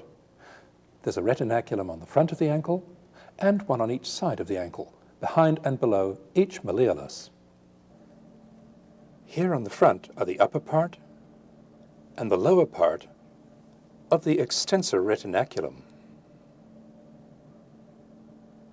These aren't isolated structures, they're localized thickenings of this layer of investing deep fascia, which we'll meet later. 4 tendons, a nerve and an artery, pass under the extensor retinaculum. On the lateral aspect, behind the malleolus, here's the peroneal retinaculum. It accommodates the tendons of 2 peroneal muscles as they pass around the lateral malleolus. On the medial side, the flexor retinaculum fans out from the back of the medial malleolus. The space beneath the flexor retinaculum is divided into 4 separate tunnels. 3 tendons and the posterior tibial vessels and nerve pass through these tunnels as they pass around the ankle and into the foot. Now let's review what we've seen of the bones, joints and pulleys of the ankle region. Then we'll move on to look at the muscles of the leg.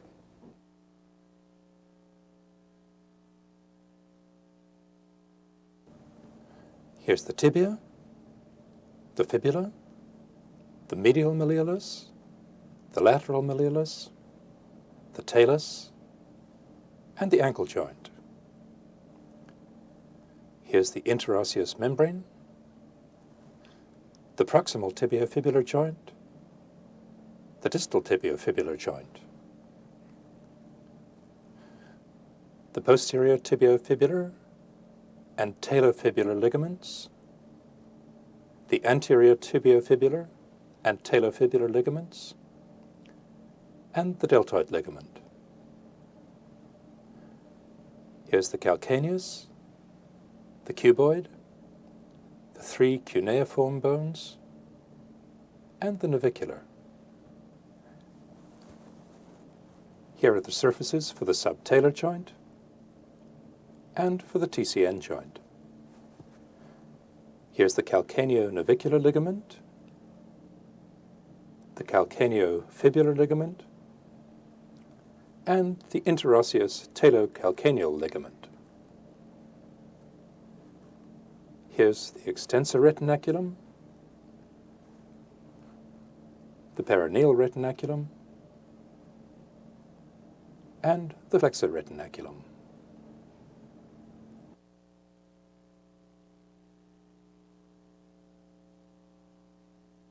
Now we'll move on to look at the muscles that produce movement at the joints of the ankle region. In doing this, we'll meet most, but not all, of the muscles that are in the leg. There are 4 muscles that are in the leg, which we'll leave out of the picture till the next section. These are the long flexors and the long extensors of the toes. Along with the muscles, we'll meet the various layers of deep fascia, which divide the muscles of the leg into rather distinct compartments. We'll start with the muscles that produce dorsiflexion and plantarflexion at the ankle joint. Next, we'll look at the fascial layers and compartments. Lastly, we'll look at the muscles of inversion and eversion. First then, the dorsiflexors and plantarflexors. Dorsiflexion involves just lifting the foot. Plantarflexion involves lifting the whole body. So it's not surprising that the muscles for plantarflexion are much larger than the ones for dorsiflexion. There's 1 muscle on the front of the leg for dorsiflexion, tibialis anterior.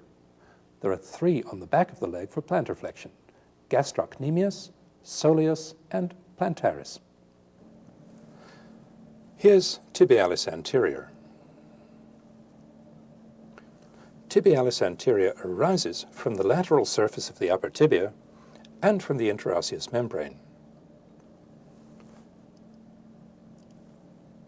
The tendon of tibialis anterior passes under the extensor retinaculum and winds around the medial side of the tarsus to insert right down here on the first cuneiform bone and on the base of the first metatarsal.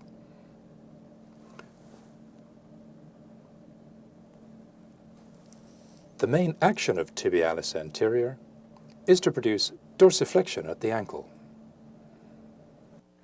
Dorsiflexion is not the only action of tibialis anterior. It also has a role in producing inversion, as we'll see shortly. What's more, tibialis anterior is not the only muscle that produces dorsiflexion. It's assisted in that by the long extensor muscles for the toes, which we'll see in the next section. We'll move on now to look at the muscles that produce plantar flexion.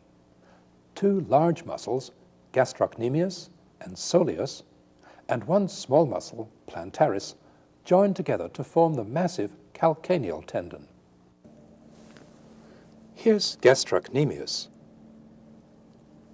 Here, deep to it, is soleus. Gastrocnemius has two heads, a medial and a lateral. These arise, as we've seen, from the medial and lateral condyles of the femur. The two heads of gastrocnemius unite, forming a flat tendon. The gastrocnemius tendon, in turn, unites with the tendon of soleus to form the calcaneal tendon. To look at soleus, we'll remove gastrocnemius. Here's the whole of soleus. Here's its medial border. Here's its lateral border. Here's the cut edge of the gastrocnemius tendon. Soleus arises from the medial edge of the tibia, from this oblique line on the back of the tibia, and from this area on the back of the fibula. Between the fibula and the tibial origins of soleus, there's an arch of fibrous tissue. The popliteal vessels and the tibial nerve pass beneath this arch. Here are their divided ends. For completeness, we'll add plantaris to the picture. Here it is. Plantaris arises here, on the lateral epicondyle of the femur. The long tendon of plantaris runs almost to the ankle before uniting with the calcaneal tendon. The calcaneal tendon is also known as the Achilles tendon, or simply the heel cord. It inserts into a broad area here, on the back of the calcaneus. In front of the calcaneal tendon, there's a pad of fat, which fills the gap between the tendon and the back of the ankle joint.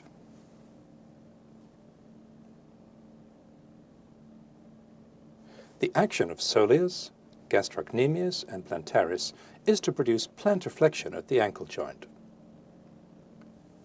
Their action lifts us up off the ground when we stand on tiptoe.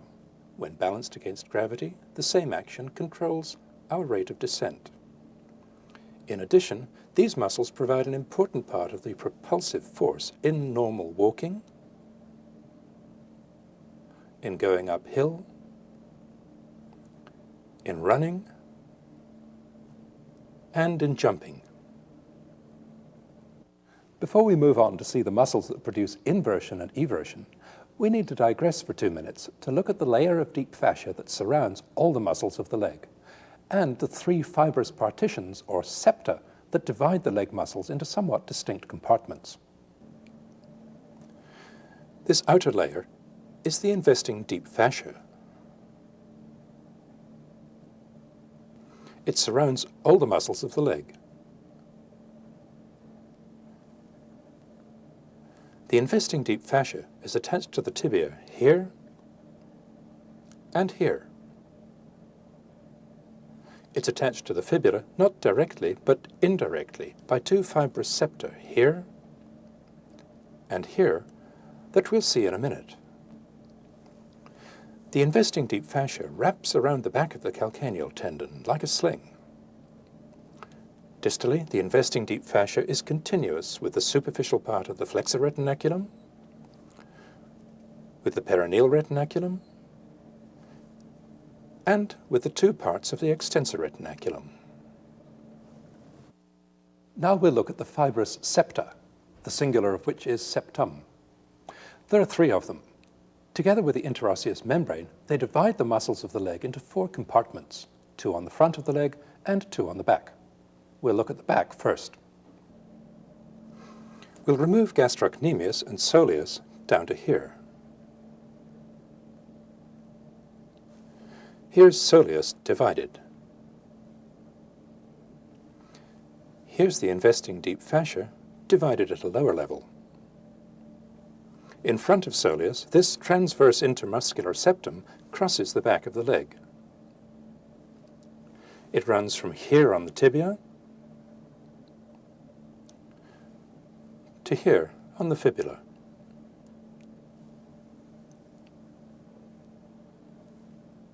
Three muscles that we haven't seen yet lie between the transverse septum and the bones.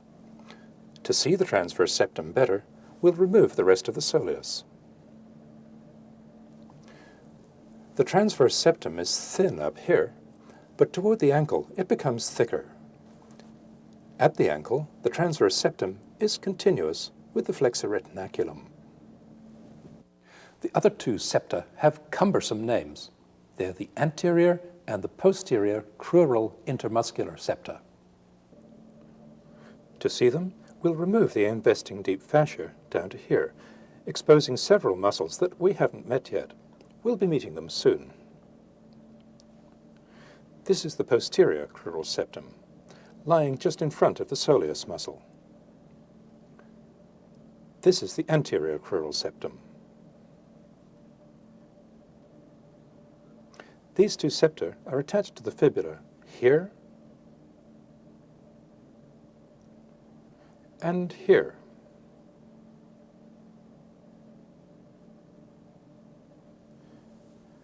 The anterior crural septum divides the muscles in front of and lateral to the 2 bones into an anterior compartment, which contains 4 muscles, including tibialis anterior, and a more laterally placed perineal compartment, which contains 2 of the 3 perineal muscles.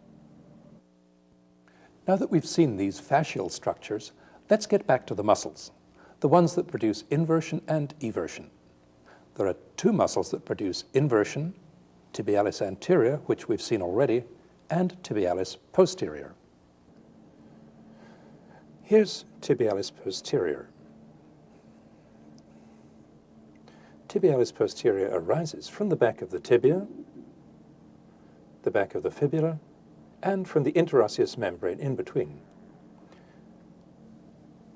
Its tendon passes immediately behind the medial malleolus, through a fibrous tunnel that's covered by the flexor retinaculum.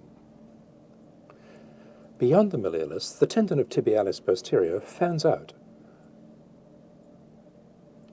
It has a wide insertion here on the navicular and first cuneiform bones, and also under here on the bases of the 2nd, 3rd, and 4th metatarsals.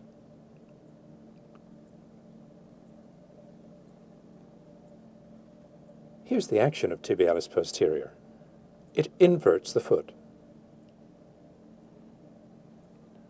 The other muscle that can act as a foot inverter is tibialis anterior, which inserts so close to tibialis posterior that it has almost the same line of action.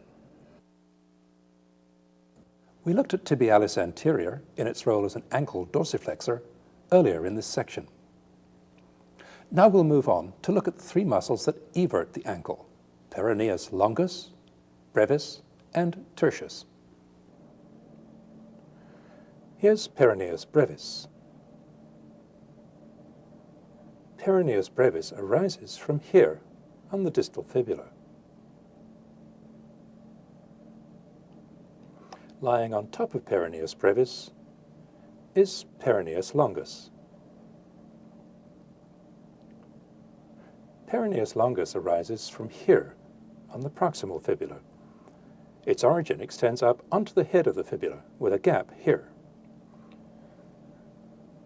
The deep peroneal nerve passes under the upper end of peroneus longus here, as we'll see. The other muscle in the picture here is tibialis anterior. At the ankle, the tendons of peroneus longus and brevis pass behind the lateral malleolus and beneath the peroneal retinaculum, longus behind, brevis in front. Peroneus brevis runs forward to insert here, on the base of the fifth metatarsal. To see the remarkable course of the peroneus longus tendon, we have to remove the entire sole of the foot. Peroneus longus runs around the cuboid bone and along a deeply placed fibrous tunnel to insert right over here, on the base of the first metatarsal.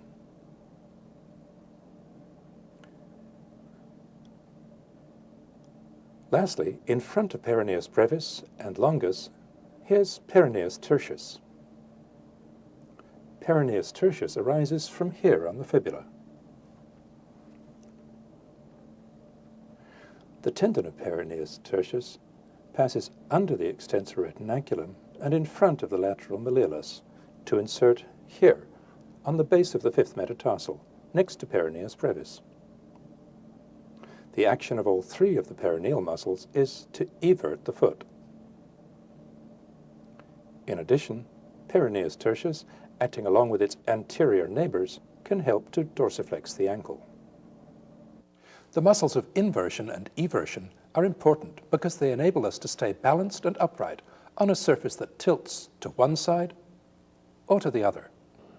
Now that we've looked at the muscles that produce movement of the foot, we're nearly ready to move on to the vessels and nerves of this region. Before we do that, let's review what we've seen of the muscles and the associated fascial structures.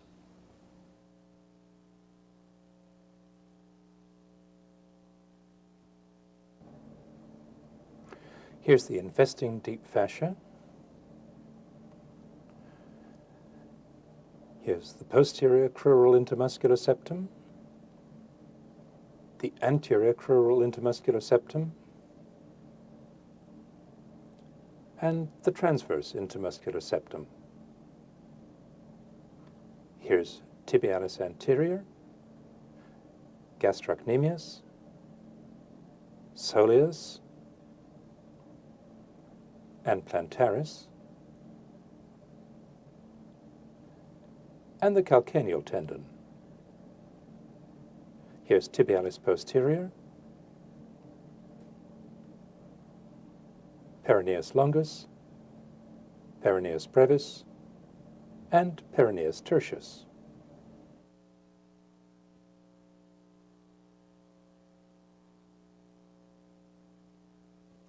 Now we'll move on to look at the vessels and nerves of the region.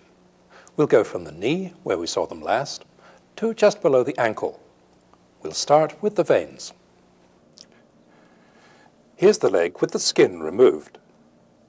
To expose the two major superficial veins, two strips of subcutaneous fat have also been removed. Here's the short saphenous vein on the back,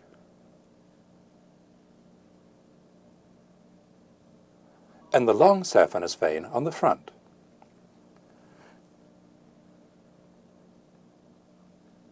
The long saphenous vein passes over the medial malleolus, which is here, and runs up the medial side of the leg. We've seen its more proximal course in the previous sections of this tape. The short saphenous vein runs up between the calcaneal tendon and the lateral malleolus.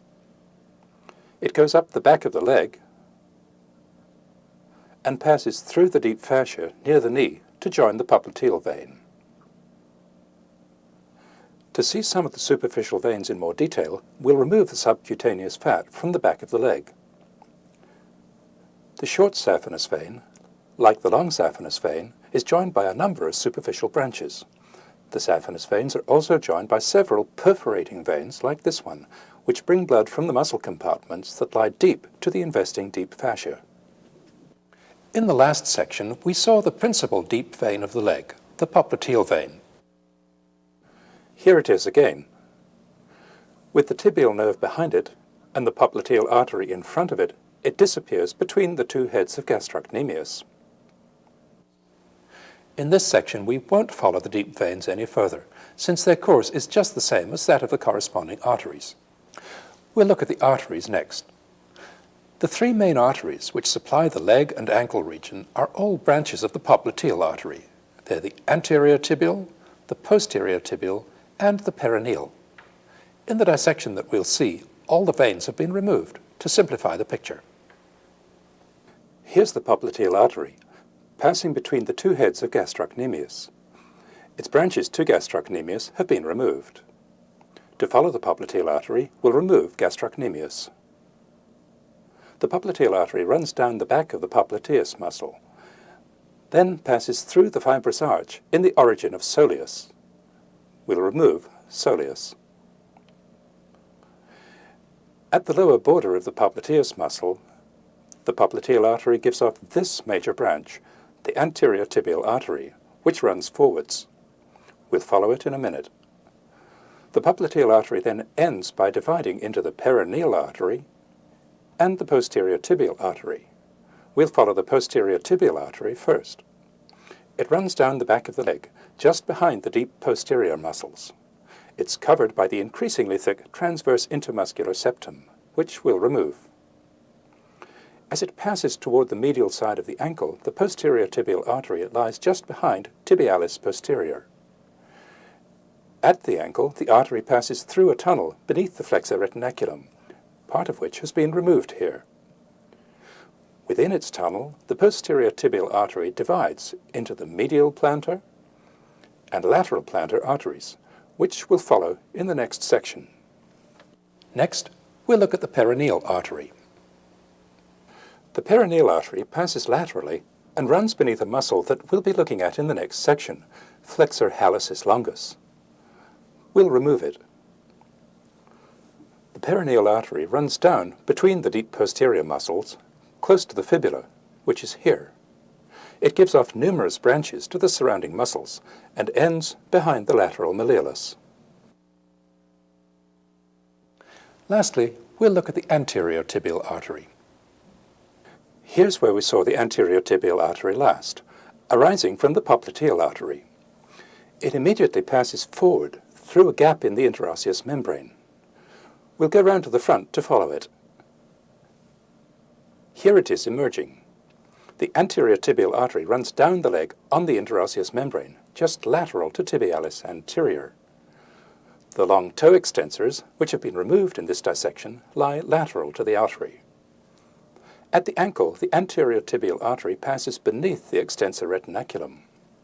Here's the artery emerging on the dorsum of the foot. Beyond this point, it's called the dorsalis pedis artery. We'll follow it further in the next section. Now we'll look at the nerves of this region, the tibial nerve and the common peroneal nerve. We saw them last at the knee, the tibial nerve disappearing, along with the popliteal vessels, between the heads of gastrocnemius. The common peroneal nerve disappearing underneath peroneus longus. We'll look at the tibial nerve first. To follow it, we'll remove two muscles which it supplies, gastrocnemius and soleus.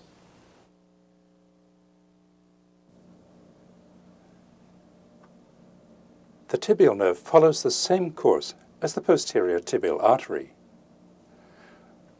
The nerve passes beneath the flexor retinaculum, just behind the artery. Beneath the flexor retinaculum, the tibial nerve divides into the medial plantar nerve and the lateral plantar nerve. We'll see where these go in the next section.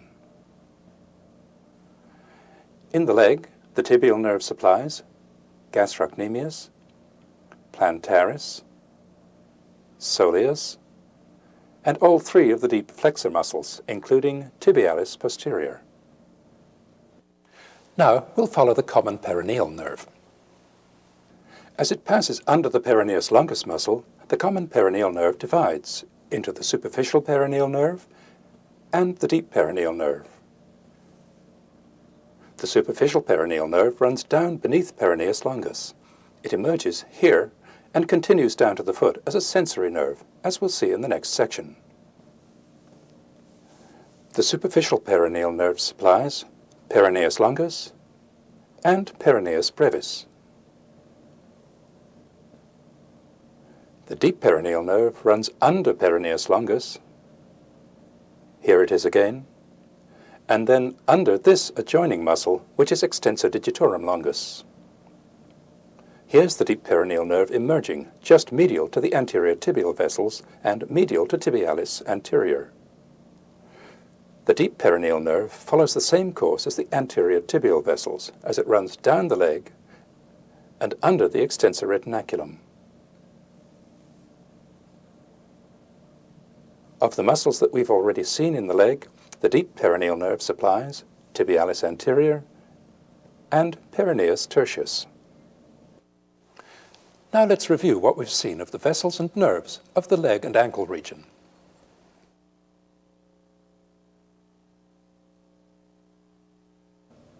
Here's the long saphenous vein, the short saphenous vein, and the popliteal vein. Here's the popliteal artery, the peroneal artery, and the posterior tibial artery, the medial plantar and lateral plantar arteries, and the anterior tibial artery. Now the nerves, the tibial nerve, the medial plantar nerve, and the lateral plantar nerve, the common peroneal, superficial peroneal, and deep peroneal nerves. That brings us to the end of this section on the leg and ankle. In the next section, we'll look at the foot.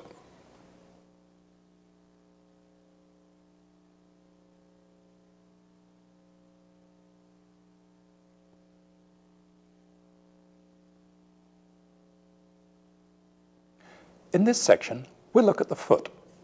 As usual, we'll start with the bones. After that, we'll look at the joints and ligaments, the muscles, the blood vessels and nerves, and lastly, the skin. We saw most of the bones of the foot in the last section. Here, we'll briefly review the tarsal bones, then we'll look at the metatarsals and the bones of the toes.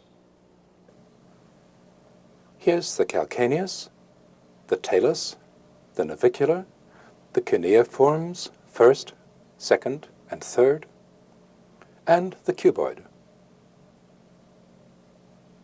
Let's see the same bones again from beneath.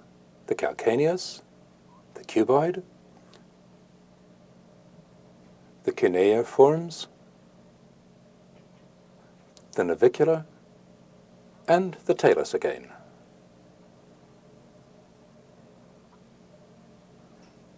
Now we'll look at the metatarsals.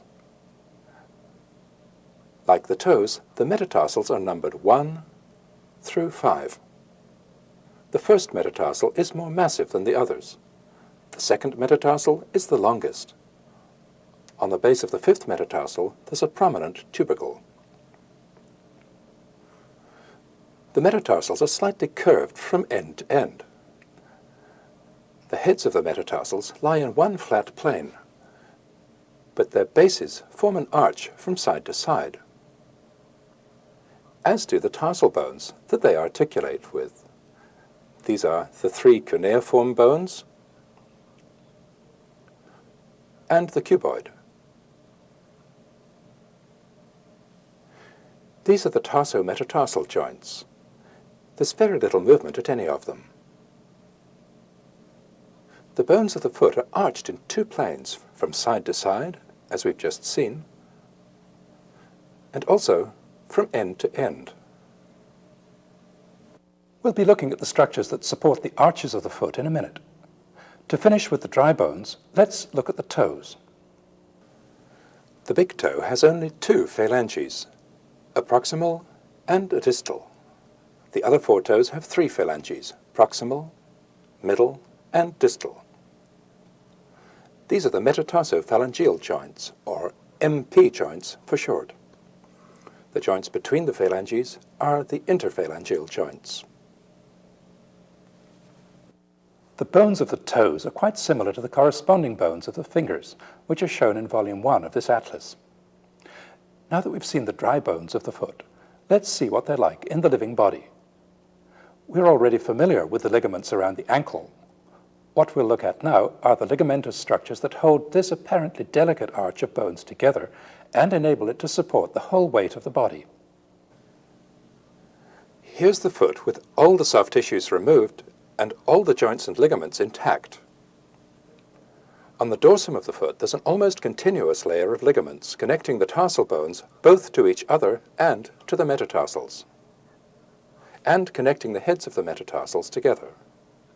The ligaments on the dorsum of the foot are strong ligaments, but the truly impressive ligaments, the ones which support the longitudinal arch, are on the underside of the foot. First, here's the short plantar ligament. It goes from here on the calcaneus to here on the cuboid bone. Just in front of the short plantar ligament is the groove for the peroneus longus tendon. Lying directly beneath the short plantar ligament is the long plantar ligament. The long plantar ligament also starts here on the calcaneus and goes all the way to the bases of the third, fourth, and fifth metatarsals. The long plantar ligament bridges over, or rather under, the peroneus longus tendon. Here's the tendon going to its insertion on the base of the first metatarsal. There's another, even more impressive structure that supports the arch of the foot, the plantar aponeurosis.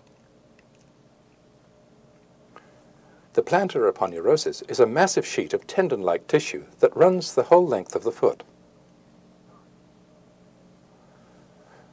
It starts here on the calcaneus.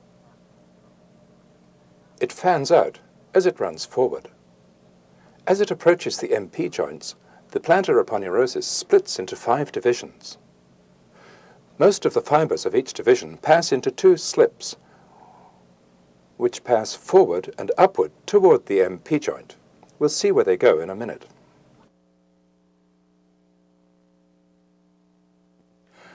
To understand where the slips of the plantar aponeurosis insert, we first need to look at the MP joints and at some structures nearby, the flexor tendon sheaths, the plantar ligaments of the MP joints, and the ligament that connects the metatarsal heads, the deep transverse metatarsal ligament.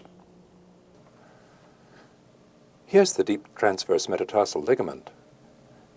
It goes all the way from the first MP joint to the fifth.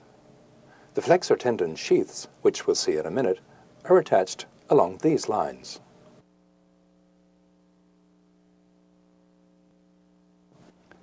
To take a look at a typical MP joint and the structures around it, we'll look at a toe and its metatarsal in isolation. Here's the MP joint with its capsule intact. Here it is with the loose parts of the capsule removed. There's a broad collateral ligament on each side.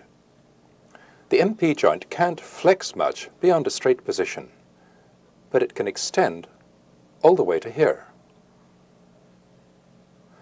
Here's an MP joint divided longitudinally. The joint capsule is thin on the dorsal aspect and massively thickened on the plantar aspect. This thick part of the capsule is the plantar ligament of the MP joint. It's fixed to the proximal phalanx here, so when the joint is extended, the plantar ligament is pulled forward.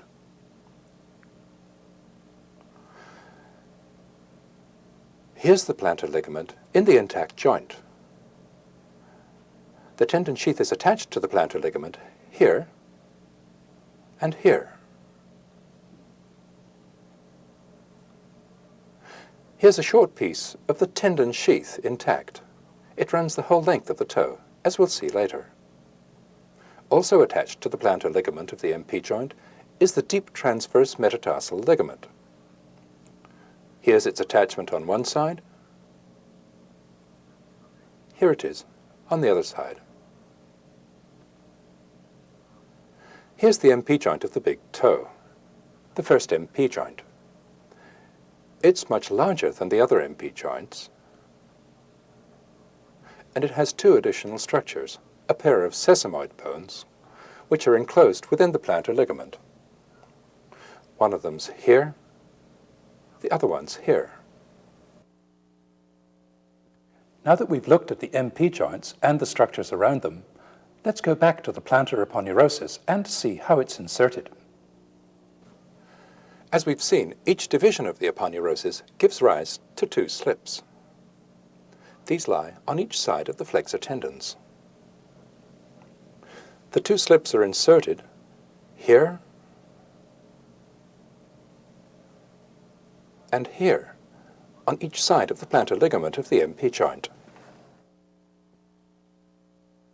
Since the plantar aponeurosis is inserted into a set of movable structures, the plantar ligaments of the MP joints, its tightness varies depending on the position of these joints. When the MP joints are straight, the plantar aponeurosis is slack. But when they're extended, it becomes much tighter. The plantar aponeurosis acts as a continuation of the Achilles tendon. When it's tight, as it is when the MP joints are extended, it enables the pull of the calcaneal tendon to be transmitted directly to the metatarsal heads. That's why the arch of the foot remains an arch, even at the moments when we place the heaviest loads on it. The plantar aponeurosis is the central part and much the strongest part of a layer of fascia, the plantar fascia, which covers the entire sole of the foot. We'll see the whole of the plantar fascia when we've looked at the muscles of the foot, which we're going to do shortly.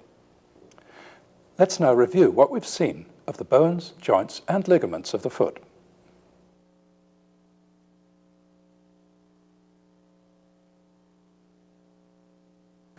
Here are the metacarpals, the proximal phalanges, the middle phalanges, and distal phalanges, the tarso-metatarsal joints, the metatarsophalangeal joints, and the interphalangeal joints. Here are the short plantar ligament, the long plantar ligament, and the plantar aponeurosis. Here's the deep transverse metatarsal ligament, the flexor tendon sheaths, and the plantar ligament of the MP joint.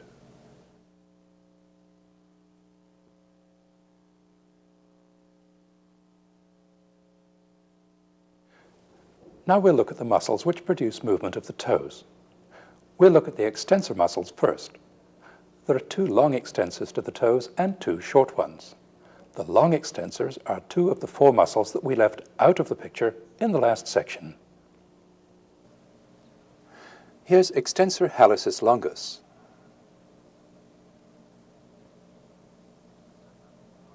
Extensor hallucis longus arises from the interosseous membrane and from the adjoining fibula.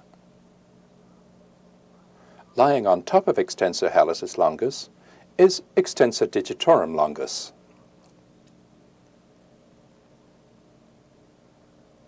Extensor digitorum longus has a long line of origin here on the fibula. This gap is for the common peroneal nerve. To see all the muscles of the anterior compartment together, we'll add tibialis anterior to the picture. Here it is. We saw tibialis anterior in the last section. It almost covers up extensor hallucis longus. We'll also add peroneus tertius, which arises in continuity with extensor digitorum longus. Here are the tendons of all these muscles passing under the extensor retinaculum: peroneus tertius, extensor digitorum longus, extensor hallucis longus, and tibialis anterior. The tendon of extensor hallucis longus inserts partly into the extensor expansion of the first MP joint and partly here into the base of the distal phalanx of the big toe. The tendons of extensor digitorum longus insert, by way of the extensor expansion of each toe, into the bases of the middle and distal phalanges. The extensor expansion of the toe is quite similar to the extensor expansion of the finger, which is described in some detail in Volume 1 of this atlas. Here's the action of extensor hallucis longus. It extends both joints of the big toe. Here's the action of extensor digitorum longus. Its action is mainly at the MP joint. The two long toe extensor muscles have another important action besides extending the toes. They're also quite powerful dorsiflexors of the ankle. Now let's add the short extensors to the picture. Here they are. They lie beneath the tendons of the long extensors. Extensor hallucis brevis goes to the big toe. The four slips of extensor digitorum brevis go to the four short toes. The short toe extensors arise here on the front of the calcaneus. The tendons of the short extensors join the corresponding long extensor tendons. The action of the short extensors is the same as that of the long extensors, except that they don't dorsiflex the ankle. Now we'll look at the muscles which flex the toes. First, we'll look at the two long flexors, flexor hallucis longus and flexor digitorum longus. They're the other two muscles that we left out of the picture in the last section. Here's flexor hallucis longus. Flexor hallucis longus arises from here on the back of the fibula. Medial to flexor hallucis longus is flexor digitorum longus. Flexor digitorum longus arises from here on the back of the tibia. This gap is for the tendon of tibialis posterior. The relative position of these two muscles, this one for the big toe, this one for the four small toes, is the reverse of what you'd expect when you look at where they're going. As we'll see, their two tendons cross over just below the ankle. To complete our picture of the deep posterior leg muscles, we'll add the third one, tibialis posterior, to the picture. We saw it in the last section. It's the most deeply placed of the three muscles. Tibialis posterior crosses beneath flexor digitorum longus and emerges in front of it, just above the ankle. At the ankle, here are flexor hallucis longus, flexor digitorum longus, and tibialis posterior, each passing beneath the flexor retinaculum in its own fibrous tunnel. Emerging below the retinaculum, the two long toe flexors cross over, flexor hallucis longus lying deeper. The tendon of flexor hallucis longus passes forwards and enters the fibrous flexor tendon sheath of the big toe. The two sesamoid bones lie on each side of it, here and here, as it passes beneath the MP joint. Flexor hallucis longus is inserted here, on the base of the distal phalanx of the big toe. Flexor digitorum longus divides into four tendons, one for each of the small toes. These pass along the flexor tendon sheaths and insert here, on the distal phalanges. Here's the action of flexor hallucis longus. Here's the action of flexor digitorum longus. Now we'll move on to look at the numerous small muscles on the plantar aspect of the foot. The intricacy of these muscles reminds us that our human foot has evolved from feet that had many other functions besides that of being walked on. Since some of the smaller muscles are now almost vestigial structures, we'll be looking at them quite briefly. We'll look at the small plantar muscles in four groups.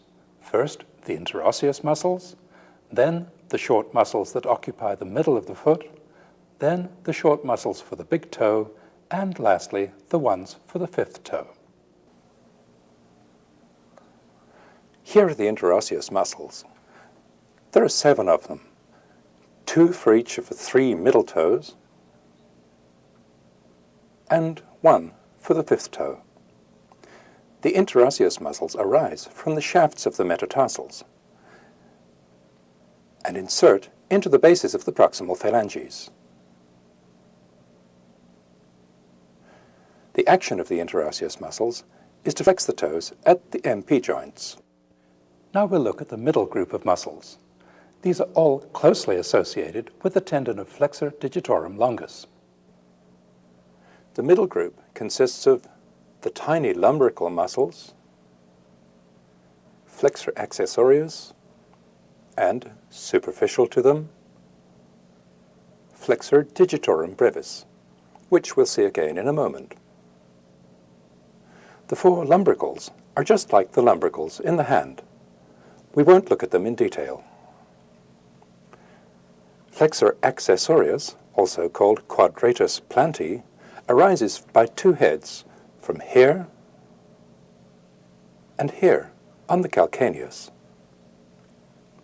Flexor accessorius inserts here into the deep aspect of the tendon of flexor digitorum longus. Flexor accessorius aids in flexing the toes. Now we'll add flexor digitorum brevis to the picture. Here it is again.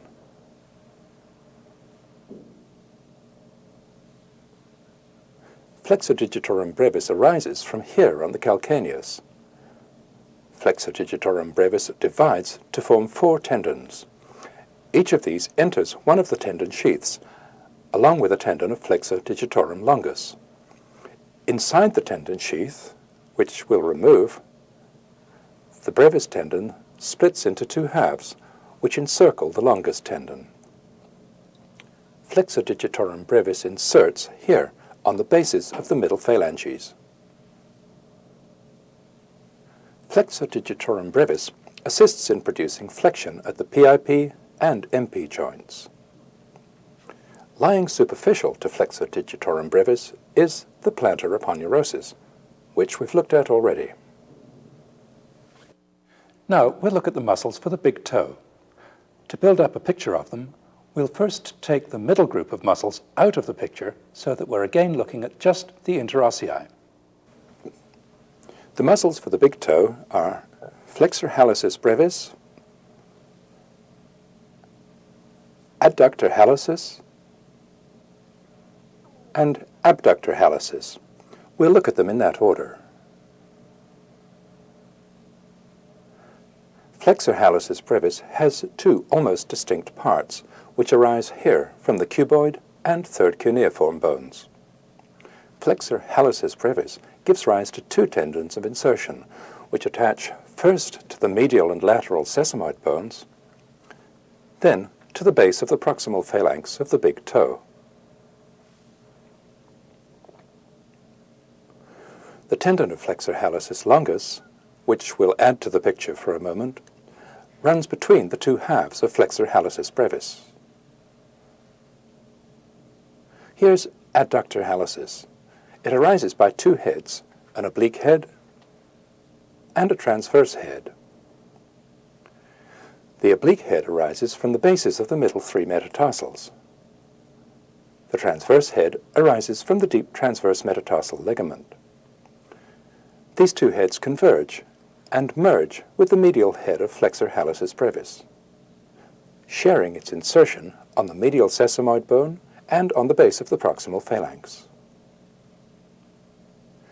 Medial to flexor hallucis brevis is abductor hallucis. Abductor hallucis is the most medial of all the foot muscles. It arises here, on the medial side of the calcaneus. The tendon of abductor hallucis merges with the medial part of flexor hallucis brevis and inserts with it here, on the medial sesamoid bone and on the base of the proximal phalanx. The main action of all three of the short muscles of the big toe is to produce flexion at the MP joint. In addition, adductor and abductor hallucis brevis can produce adduction and abduction of the big toe.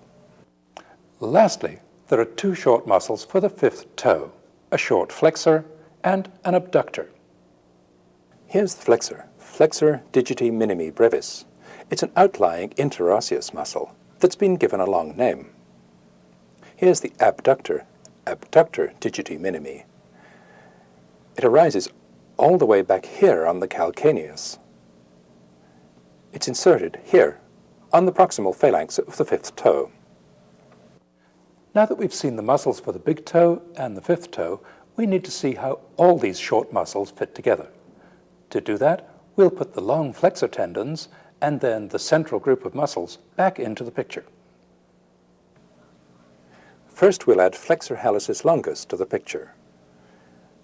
Flexor hallucis longus lies deep to abductor hallucis as it enters the foot. Here's flexor digitorum longus, entering the foot along with flexor hallucis longus. The tendons of flexor digitorum longus cover up adductor hallucis. Here are the lumbricals, flexor accessorius, and last of all, flexor digitorum brevis.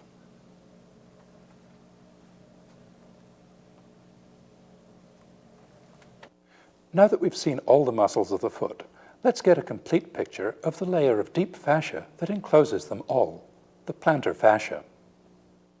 The central thickened part of the plantar fascia is the plantar aponeurosis, which we've seen already.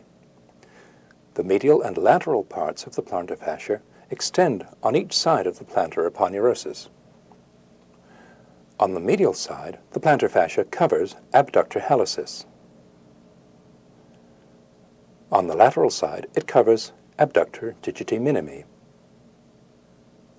Here on the lateral side, there's a marked thickening of the plantar fascia called the lateral cord of the plantar aponeurosis, which goes from here on the calcaneus to here on the base of the fifth metatarsal. The lateral cord of the plantar aponeurosis helps to support the longitudinal arch of the foot on the lateral side. We've seen all the muscles of the foot. Let's review them before we move on to look at the blood vessels and nerves of the foot.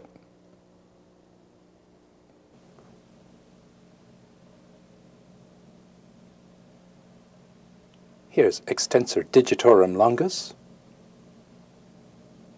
extensor hallucis longus,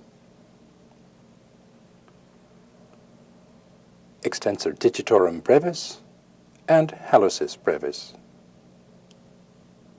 On the back, here's flexor digitorum longus and flexor hallucis longus. Here are the interosseous muscles, the lumbricals, flexor accessorius, and flexor digitorum brevis. Here's abductor hallucis, flexor hallucis brevis, and adductor hallucis. And lastly, here are abductor digiti minimi and flexor digiti minimi brevis.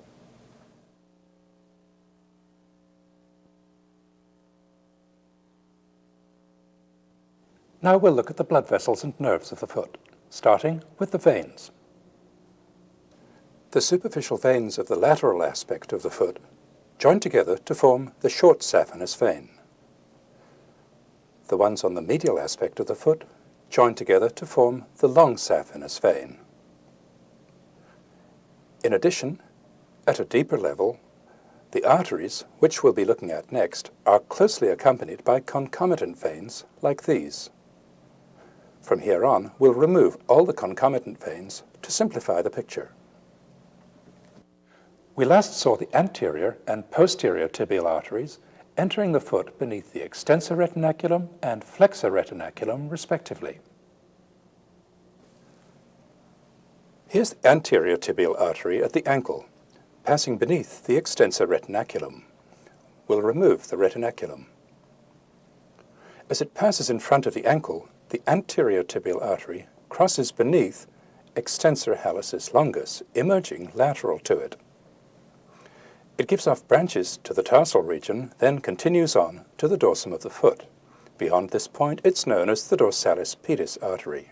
The dorsalis pedis artery passes beneath the extensor hallucis brevis muscle, gives off this first dorsal metatarsal artery, and ends by diving through the first interosseous muscle to join up with the lateral plantar artery, which we'll see in a minute. Now we'll look at the posterior tibial artery, or rather at its two terminal branches, the medial plantar and lateral plantar arteries. Here's where we saw them last, emerging from under the flexor retinaculum, the lower part of which has been removed in this dissection. Also removed are the abductor hallucis muscle here and the plantar aponeurosis here. This is the distal end of the posterior tibial artery. This is the lateral plantar artery. This is the medial plantar artery. The medial plantar artery is usually the smaller of the two. It crosses over the tendons of the two long toe flexors and runs along the medial side of the foot. Its branches supply the adjoining muscles and the underside of the big toe. Now we'll look at the lateral plantar artery. It passes deep to flexor digitorum brevis, which we'll remove. After giving off this calcaneal branch, the lateral plantar artery passes downwards and then laterally across flexor accessorius. When it reaches the base of the fifth metatarsal, which is here, it curves around and passes deep to flexor digitorum longus and the interosseous muscles to join up with the dorsalis pedis artery. Now we'll look at the nerves of the foot. We'll follow the nerves that we saw in the last section, the superficial and deep peroneal nerves and the medial and lateral plantar nerves. There are two more nerves that we'll also look at for completeness, the sural nerve and the saphenous nerve. We'll start with the two peroneal nerves. The superficial peroneal nerve runs down in front of the lateral side of the ankle and breaks up into several branches. These fan out to provide sensation to this large area on the dorsum of the foot. The deep peroneal nerve enters the foot along with the dorsalis pedis artery.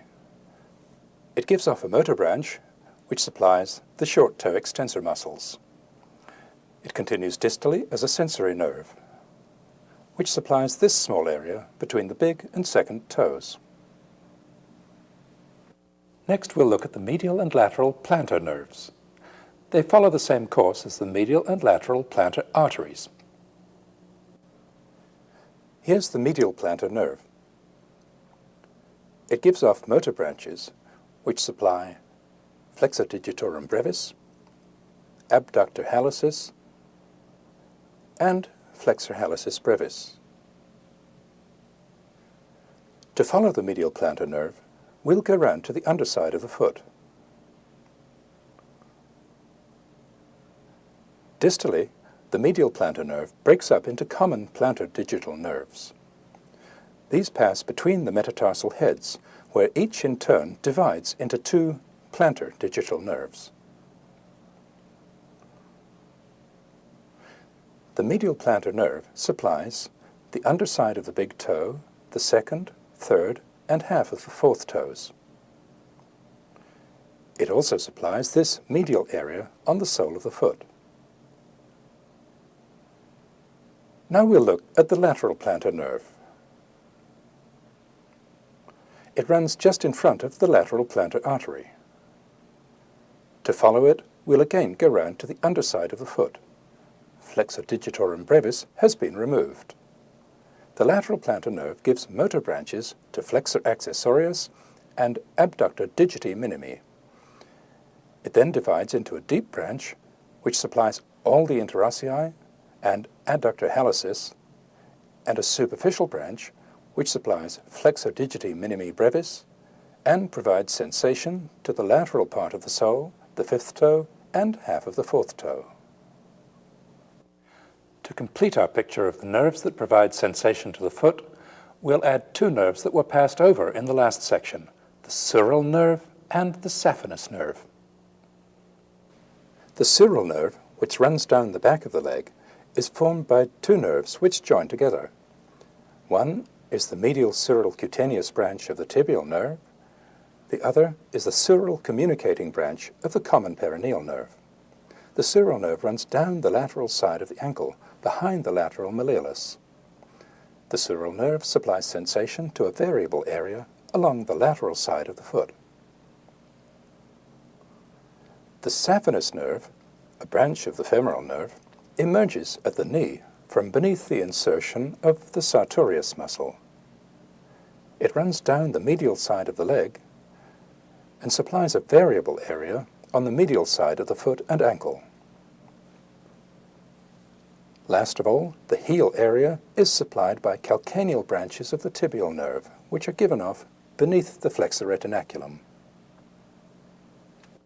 Now, let's review what we've seen of the blood vessels and nerves of the foot.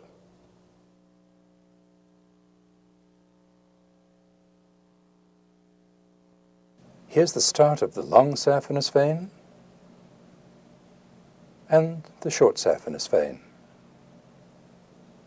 Here's the dorsalis pedis artery, the lateral plantar artery, and the medial plantar artery.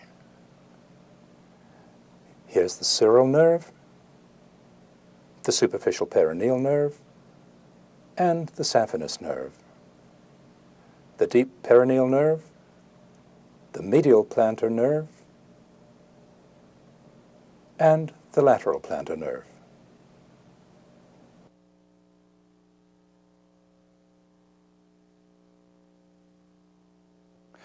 Last of all, we'll look at the skin of the foot.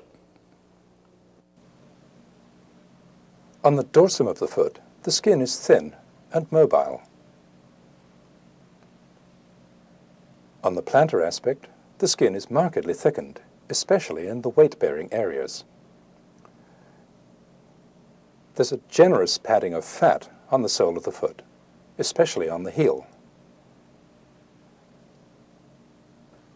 The skin on the sole of the foot is tethered to the deeper tissues by numerous firm strands of fibrous tissue. These strands arise from the underlying bone and the plantar aponeurosis and pass through the fat into the subdermis, keeping the weight-bearing skin firmly in place. That brings us to the end of Volume 2 of this atlas. In Volume 3, we'll look at the musculoskeletal system of the trunk, from the neck to the pelvis.